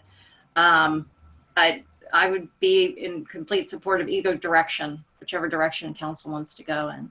either straight across the board 7% or just straight across the board, no change from our salary from this year for the next 4 years. All right, I said my piece. Okie dokie, you got the chair back. All right, any, Jared? I guess I'll make a motion to amend. I mean, it's I've got the, hold on. Where's my agenda? Okay, so it is an ordinance. So I guess I would make a motion to amend the alderperson line so that May 1st of 2021 would reflect the current stipends given to alderpersons, and that May 1st, 2022 to 2023 would then reflect the 7,000 as suggested by Mary Alice and continue for the next, for the remainder of the term. So there's my motion. All right, is there a second? I'll second it. All right, motion made by Jared, seconded by Sharice. Discussion. Bill Colbrick. Jared, could you just repeat that for me, please? So the motion was to keep the next term at the current rate. I don't know exactly what it is, but whatever the current rate that we're receiving now is. 69 something. And that the remaining 3 years would be at an even 7,000. No increases over the years, just at an even 7,000. I think that sounds reasonable. All right, any other discussion? All right, seeing none, will the clerk please call the roll? Ms. Wu, Yes. Ms. Hersey, Yes.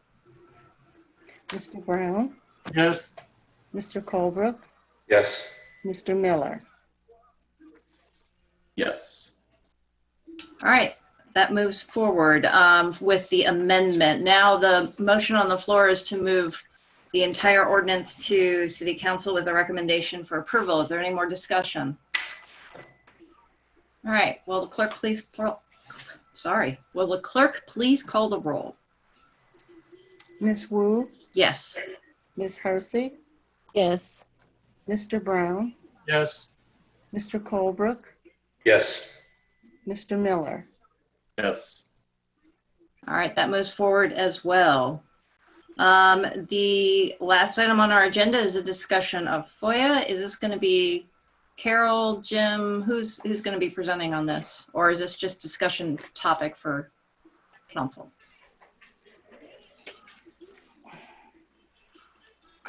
Jim has appeared. Thank you. If anyone's going to speak on it, it would be Kurt Borman, but I don't know who's going to introduce it or not. I hadn't planned on presenting anything in particular. All right. Well, I know that there was some questions that were sent around with some answers that were included. Is that Kurt? Are you on the phone? Yes, I am. Would you like to talk a little bit about the information that you sent around?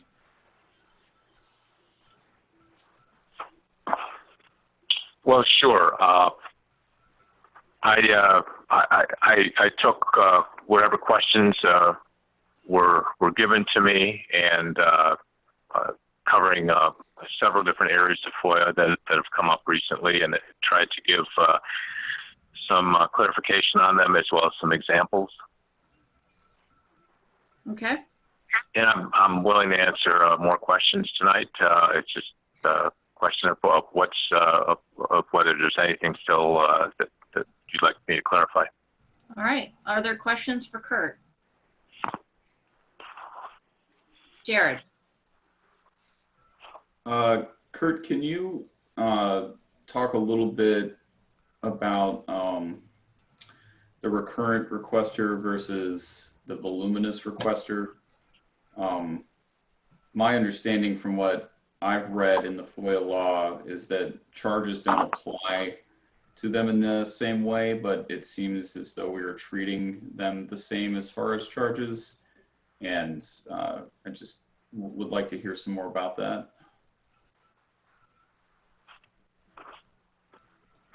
Okay, all right. Well, they're not treated the same. To begin with, a recurrent requester, when you think of a recurrent requester, you think of someone who has filed a large number of FOIA requests. The requests can be very small requests, but it's the frequency of the requests. And so a recurrent requester is, you look at a period of time. You look at over the last 12 months, has the person submitted a minimum of 50 requests over the last 12 months, a minimum of 15 requests over a 30-day period, or a minimum of 7 requests in a 7-day period. And then you look at, if they've done that, then the next time they file a request, they might be considered a recurrent requester. Voluminous request is not the same thing. The voluminous request, you're looking at the request itself, as well as some requests that have happened in a very short time period. A voluminous request has to do with whether the person is asking for more than 5 different categories of records within a single request. So, for example, if somebody just asks for a police report, that's a very common FOIA request. It's one of our most common FOIA requests. That's a single request. If in the same request they ask for a police report, a building permit, a copy of some document, some copies of somebody's email, a copy of a position description, personnel records, now you're into, it's still one request. So it's not a recurrent requester, but it's voluminous in the sense that now they're asking for a large number of records within that request. So a voluminous request, that would be more than 5 different types of records in the same request, but it could also be if the person has submitted several requests over a period of 20 business days, then that's the question of, then it can become voluminous. If you submit 6 requests in a row, 1 per day, and they each contain 1 or 2 different categories of records, now you're into the voluminous territory because of the cumulative effect of those requests. So under FOIA, a public body is allowed to charge for responses to both voluminous and recurrent requests, but the charges differ. With respect to voluminous requests, it depends on the paper charges are the same. If somebody wants paper, then those charges are the same. If somebody wants electronic records, voluminous requests can trigger an assessment of fees based on the file size of those requests. In other words, and how large, how many megabytes of data have to be processed. So those are the key differences. Are you aware of any of the, I was trying to look through, but I haven't had time to get into this, so I'm sorry that I'm asking you these questions and you may not be prepared to answer them, but I was looking through the general binding opinions that were available through the Attorney General. There's a very large PDF that's got most of them listed in there, and trying to cross-reference them and then go back and read the opinions. Are there opinions on that? Because I couldn't find, when I briefly looked through, a specific opinion binding on those charges and the differences between them. Are you aware that there is a binding opinion that we're using to decide and determine those things in our policy? Well, there are binding opinions on the topic of fees. There's a couple of them.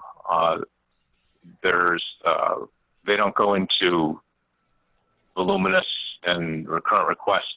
There's one that talks about yeah, there's the one with the copies, and there's the one with the third-party contractor in the non-commercial request, right? Those are the only two that are on there.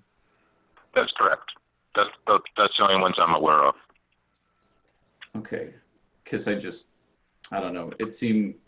I feel like we're taking a liberal interpretation of that language, because, you know, I've looked at FOIA request forms from different agencies of the state, including the Attorney General's own FOIA request form, which I've got another thing to bring up, a topic about, but you know. Jared, I'm going to interrupt you for just a moment because we're getting at 10:26. Oh, yes. So if we're going to continue, we need to have a motion to continue the meeting beyond 10:30. I'll make a motion to extend the meeting to 10:45. Is there a second? Second. Moved by Jared, seconded by Sharice. Any discussion? All right, will the clerk please call the roll? Ms. Wu, Yes. Ms. Hersey, Yes. Mr. Brown, Yes. Mr. Colebrook,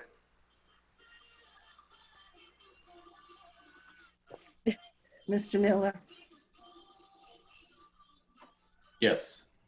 All right, thank you. Sorry, go on, Jared. So I don't know. I couldn't find any evidence on other FOIA requests from other public bodies in the state where anybody was asking or noticing of fees. And I'm sure that we're not the only public body who has a recurrent requester or a voluminous requester. So I'm just wondering about, you know, justification on those. So that's why I'm asking. And I can follow up with more on that unless there's more that you have to say about our charges on those two things. FOIA, the FOIA law itself establishes the fees, and some public bodies provide that information to the public, and I suppose some don't. Yeah, but the fees are under may language, not shall language, unless I have read those wrong. May do fees, not shall charge fees, correct? That's absolutely correct. Okay. No, it is voluntary on our part to charge those fees. We don't have to charge the fees if we don't want to. And I understand all the reasons for it. I'm not trying to make an argument about for or against that, even though I am against it. But I'm just making sure the public understand that we don't have to charge the fees. But that's traditionally, ever since FOIA came into being, the city's always charged fees. That's been decades. Okay. Jim, did you want to add something?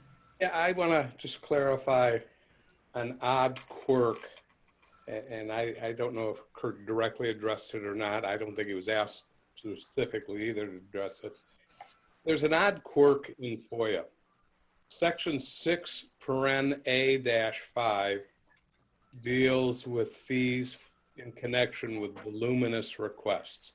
And as Kurt indicated, a voluminous request can be a number of requests or classifications or records within a single request, or it could be a single request that might elicit several thousand documents. We recently had one that I don't think it ended up being produced, but it elicited about 12,000 records. Section 3.2(a) defines recurrent requester. And for some reason, it's the legislature's wisdom, provided that in that one, there's a provision for fees that can be charged to the recurrent requester. It requires an estimate of fees be sent in advance to the recurrent requester. In the voluminous request, the statute provides has a maximum fee schedule that, as you indicated, and Kurt agreed, may be charged. The voluminous or the recurrent requester doesn't have a fee schedule embedded in the statute, a maximum or a minimum fee and all. And so the opinions that we have gotten, the one or two opinions that we have gotten that a couple of members of the public have referred to, dealt with how the city responded to the PAC and alluded, well, we're changing our response to the PAC on fees. Well, the change in response to the PAC is based on what the PAC has advised us. Mind you, none of those opinions are binding opinions, and we can say we're not going to follow those opinions until they issue them as binding, or we will follow them. And of course, we've elected to follow the opinions that the PAC send us, even though they're not binding and all. But that odd quirk may have missed the PAC. Why the legislature didn't provide a fee schedule, a maximum fee schedule for recurrent requesters is beyond me, but it's there. I don't know what the city has charged recurrent requesters unless they're in connection. The request is from a recurrent requester and also happens to be a voluminous request on top of that. Yeah, and that's you're getting at what I was kind of asking about, Jim, in that because it's not clearly defined in there, you know, we're taking an interpretation and an opinion on it. But that's why I was asking if there was some other binding opinion out there that I didn't find.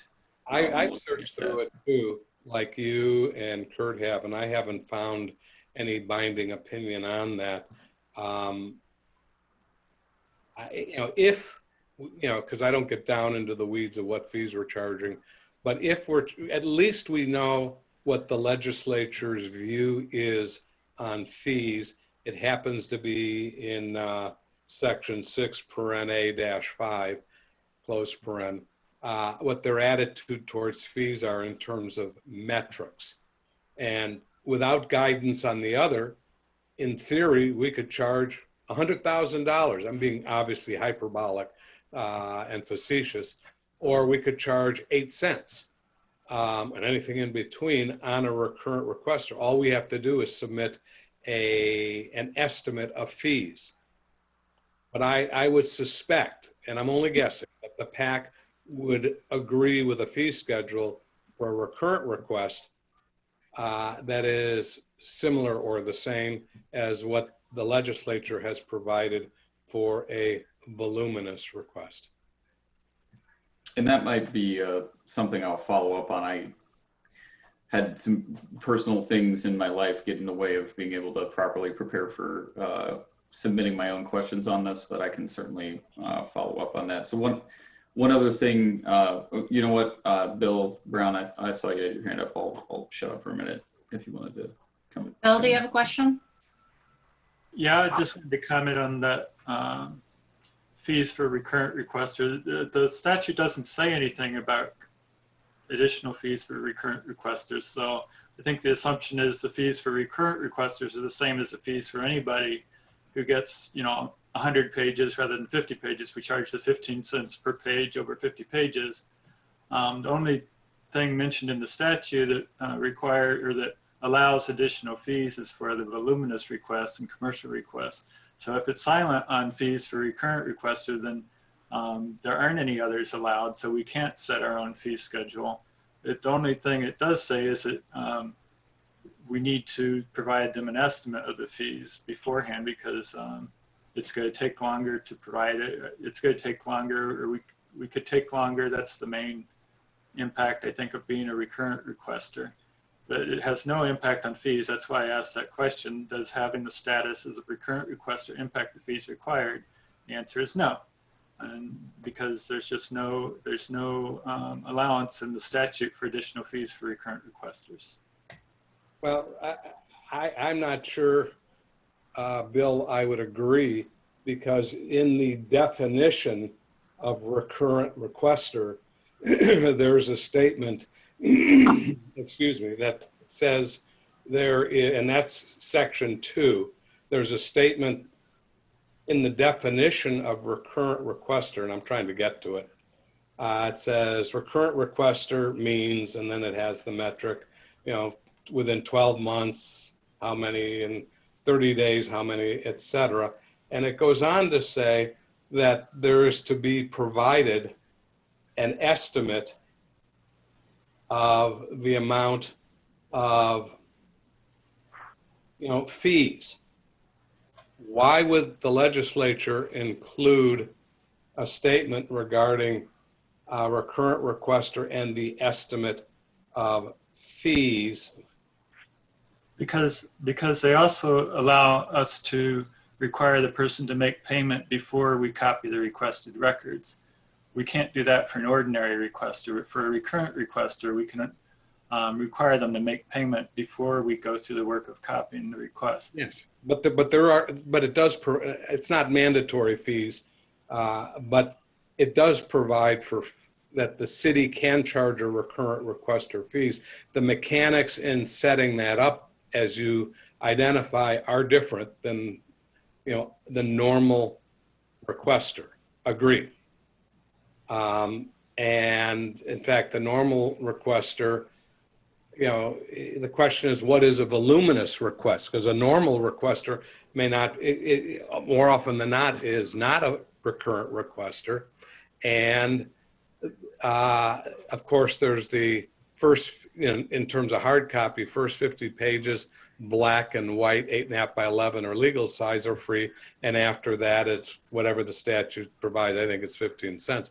But then there are the rates for based on electronic production, so many megabytes or however it's phrased in section 6A5 that deals with voluminous requests. And I assume the presumption is if you're going to produce 100 megabytes or within those ranges, that size of production, separate from the fees, is considered voluminous. And some requests are more voluminous than the other, and therefore they have a graduated fee structure in 6.85. And I don't have the fee structure, the graduation in my mind memorized, but I can get to it quickly. So I realize this is a discussion item and I have some questions, but I don't know if I have to pass the chair off since we're not making any action. Is there an opinion on that? No opinion. All right, well, we'll go with Bill Colbrook first. No opinion. Unless I missed it, do we need to extend the meeting? Well, it's 10:38. I would entertain a motion to extend it to 11. Other people want to make it. I'll make a motion to extend to 11. And I'll second. All right, moved by Jared, seconded by Bill. Any discussion? Nope. Will the clerk please call the roll? Ms. Wu, Yes. Ms. Hersey, Yes. Mr. Brown, Yes. Mr. Colebrook, Yes. Mr. Miller. Yes.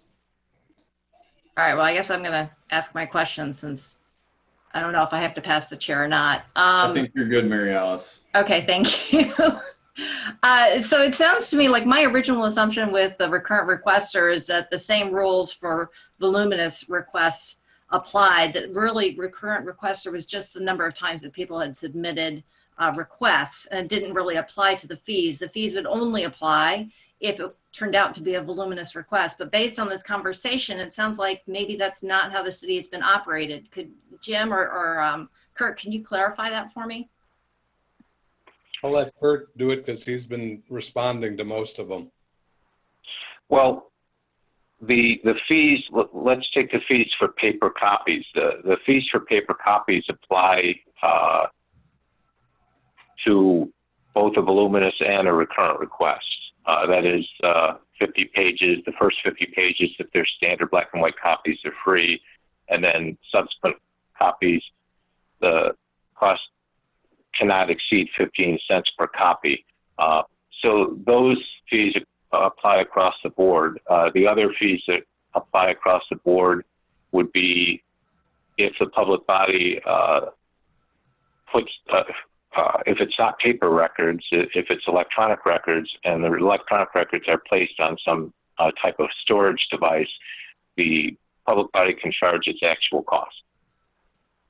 But just because you're a recurrent requester doesn't automatically mean that you're going to be charged something. So if you have a request that's, say, 10 pages, that means that that person, just because they're in the status of recurrent requester, they're not going to be charged for those 10 pages. Is that correct? That's correct. Okay. All right. I just wanted to clarify that. My second question, just to shift gears a little bit, has to do with the government issued ID. In the questions that you were answering, you're talking about trying to identify people based on their address, that they had to provide their, let's see here, the requester's name, complete contact information, address, phone number, and email address, and that there was some kind of verification that the city used to make sure that they had those pieces of information. When would you ask for a government ID? Well, that would be as a last resort. The FOIA has these provisions for recurrent requesters, for voluminous requests, for commercial requests. And so in order for a public body to enforce these provisions, the public body has to know has to be able to identify the requester. If we couldn't identify the requester, then there'd be no way to enforce those provisions. So there's different ways that we do that, and the standard way is that we can look at a person's name and compare their phone numbers and addresses, because that's difficult to duplicate. It's difficult to make. It's easy to make up an email address. It's harder to make up a phone number. So if we can actually call the person and verify that it is, that's a real person, then that's one way we can verify. If we can't get any other verification, then the question comes down to how do we enforce these provisions. So we are allowed to identify people. We are allowed to identify FOIA requesters for the purpose of enforcing FOIA's the provisions of FOIA that call for such things as fee payment. Where is that language? Sorry. Well, that's. Go ahead. Sorry. That comes from court decisions, and it comes from the PAC, the Public Access Counselor. Jim wanted to add something. I've had conversations, 2 in person and 2 over the phone over the last year with 4 public access counselors, and they have confirmed what Kurt has said. Requesters, as indicated during public comments, certainly have the right to submit anonymous requests. However, the consequences of that are if they fail to identify themselves, so we can enforce these various rules that are unique to certain types of requesters, commercial requesters, recurrent requesters, etc. We have the right to treat them, well, we have been treating them as recurrent requesters. Now, you've heard almost meeting after meeting where I have supposedly lied by saying there only have been 2 recurrent requesters. I know one of those requesters has refused to provide the information that Kurt has asked for. And this goes back to when Charlie was acting or was serving as the clerk. And to this day, that person was classified as a recurrent requester. We still don't know whether the person even exists. We've tried to locate the person, and there's nobody by that name in the city of Urbana or the state of Illinois. There is one person out west with that particular name with spelling, and there curiously happens to be a character in Ayn Rand Atlas Shrugged by that name. That person, to our knowledge, and I will have to say that's a caveat, to our knowledge, that person has not filed an objection with the PAC of a recurrent request. And the reason why I say to our knowledge is sometimes when people file requests for review regarding responses which tell them that we are now classifying them as a recurrent requester, it may take a few weeks for us to get something from the PAC asking us to explain why and how we did that, or it may take months. They are swamped. And the very same people who have been burying us with FOIA requests have buried the PAC with requests for review. So I don't know, and they divvy them out among the various PAC officers. So I don't know why some in a couple of weeks we get a request to respond to a complaint or a request for review, and others take months. And sometimes if they file them, I've been told we never, communities never get them because the PAC doesn't get around to sending them out. Rare, because they're buried in work as well. So, by the way, on that one comment, the morning before I said that in the meeting, I checked with Charlie and he told me there were only 2 recurrent requesters at that time. That's what he told me. He may have been wrong. So, Diane? But the fact is, and there's a second recurrent requester that has come about that way, who refuses to identify himself. One other point on the identification.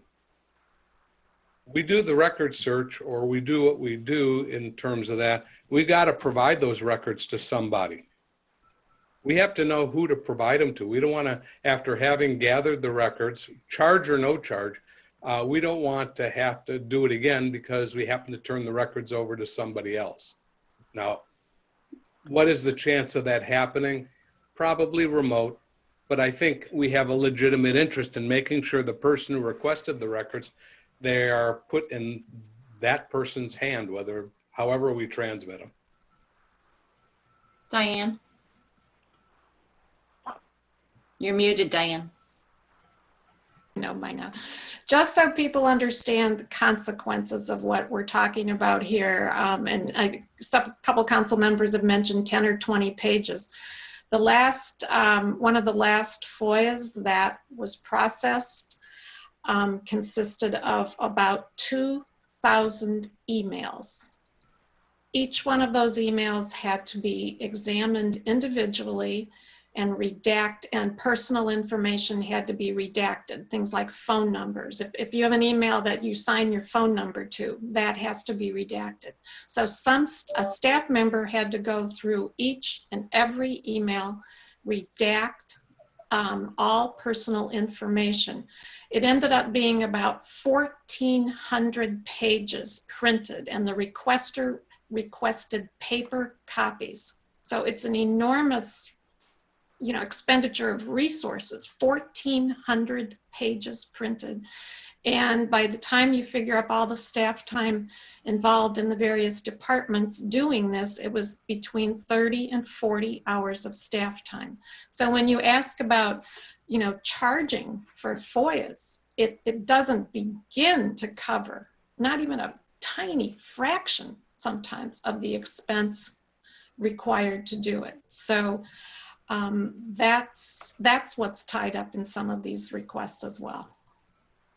And to piggyback on what Diane said, under FOIA, a public body is not entitled to charge for the time in doing this work, except in one situation, and I believe that's the commercial requester is going to use the information. And the first 10 hours, if I remember the statute right, and Kurt can correct me when I'm wrong, the first 10 hours still is free. Imagine the work that was required to look at, as I recall the work, the staff was put in place, but I'm not sure we actually went through and did it, but they had identified 12,000 records. We had identified, I think it was 5 staff people that were gonna work on 12,000 records. And Kurt has used a metric and how long on average it takes to review a record, which can be many pages long or a paragraph long. And he said says, I think, and correct me if I'm wrong, Kurt, about a minute per record. Some may take fractions of a second. Some may take 15 minutes, depending on the length and what exemptions are found. So with, what was the number that you had said, Diane, on yours? How many records, emails? 2,000 emails. So you're talking about 2,000 minutes. I just wanted to say, Diane, I know that you and I have talked a bit about FOIA and some of the things that the city has done. I would say in the past couple of months. One is that we now give a credit of $20 to everybody per year, right? So if you're going to be charged fees, everybody's entitled to up to $20. The other thing that's being done is that we're going to be putting out all the FOIA requests and our letter responses that'll be available for anybody to view, just like the U of I does. And then the third thing that we talked about was that we've actually hired somebody additional to work on these. Not yet. Well, we're getting ready to hire somebody, sorry. Thank you. Yeah. So there is some stuff. I know, Jared, you had talked about hiring additional staff to be working on FOIA, and that is something that's in the process. So I just wanted the public to know that those are some of the things that have been happening behind the scenes. Jared, you had your hand up, but I think Bill, I'm going to let Bill Colbert go for a second, if that's okay.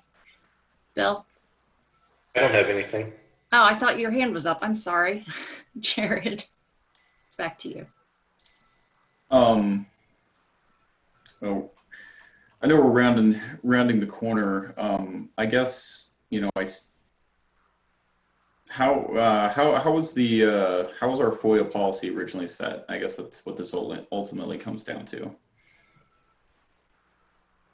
That's what was it passed by council? Was it just an internal policy that we have? Did it ever come before council? I didn't hear the whole question. Maybe Kurt can answer it. Well, as far as I know, FOIA hasn't gone to council. It's traditionally been in the city clerk's office, and it's been something that the staff has just managed. But to my knowledge, council hasn't really had hands-on approach to FOIA.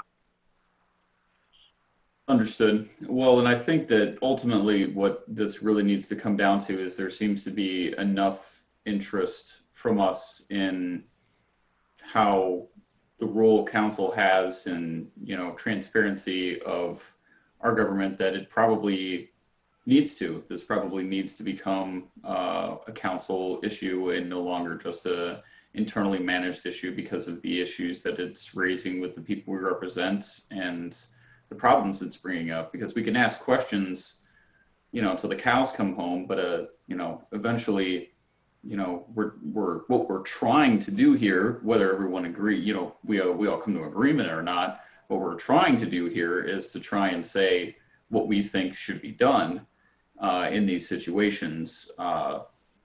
So, you know, I think that, and I already know what Bill Colbert's going to say, because last time I said that, he said we should be sticking our noses in it.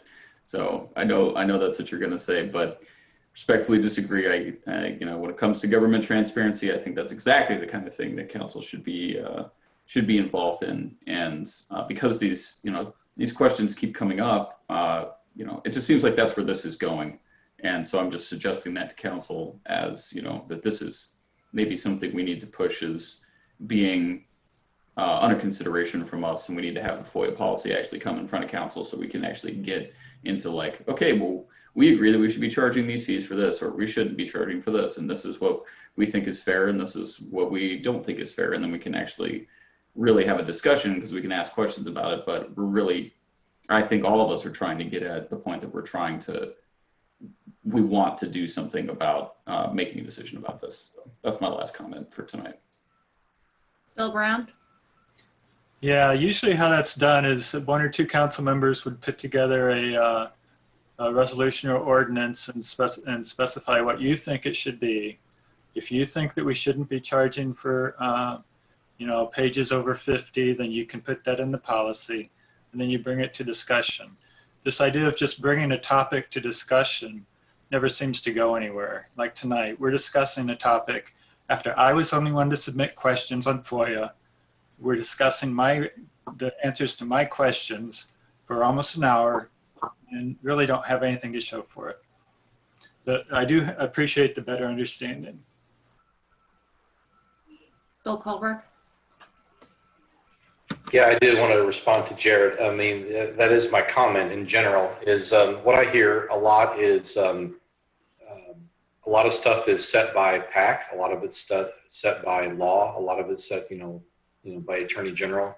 I don't know that there is a lot of wiggle room for a council to decide when a lot of this stuff is set in precedent and in some other paper, some other law, some other ordinance, some other manner that we don't have any control over. So I think we're just spinning our wheels a lot of times just talking about it. All right, Jared, I'm just giving you a heads up. We have 4 minutes left. Sure. I just wanted to quickly respond to Bill. I mean, the big things that we do, I mean, there is room in the language for us to make decisions about this because there are a lot of may languages and not shalls. I mean, we can't do anything about the kinds of information that are allowed to be redacted and so on and so forth, all that kind of stuff that's required. But there are, maybe it's not as in-depth as some of our discussions are going, but there are certain parts of this that we certainly can say something because the language in the law is a may language, which means that it's conditional on enforcement chosen by the municipal body, not, You are wrong, Jared. Phyllis says I'm wrong. You are, darling. I'm sorry to tell you that. But actually, the FOIA laws is done by the state. There's not very much that you can do to make a change to that. You have to abide by that. Your role as a city councilman is to make law and policy that affects the city. You can't change what the state has already put in place. Now, when we handled the FOIA here in the clerk's office, one of the things that we did is we tracked everything. We didn't charge for the first 50 pages like that. And even I took it upon myself as the clerk at that time to make a determination whether I wanted to charge for like 10 pages past the 50 pages. And I didn't feel it was necessary to nickel and dime everybody to death. So the kinds of things that they are receiving now and what's going on with the request for FOIAs is way over anything that has ever happened before. And I think that it is fair. The prices that they are charging is fair for all the work that people have to do. You have no idea exactly how long it takes to get this stuff together, to decide if you're going to make paper copies or if the person is requesting this stuff by electronic. It takes time. So, and I understand that you want to give everybody a fair share, and I think that it's the right thing to do. But when you are being beaten by the people who's asking for this stuff simply because they can, that's not fair. And as I said, you have to go by what the state says. That's where the FOIA requests come through at. That's what set the precedence. You can't do it yourself. Even though we are a home rule community and can make a whole lot of changes in some of the things that we do, there are some things you have to leave alone and stay in your lane. I'm sorry, I had to say that. All right, well, Phyllis, we're 1 minute out here. Is there somebody's got 30 seconds, otherwise I'm gonna adjourn the meeting. All right, there is nothing else on our agenda tonight. Thank you very much. Have a good evening. This meeting is adjourned.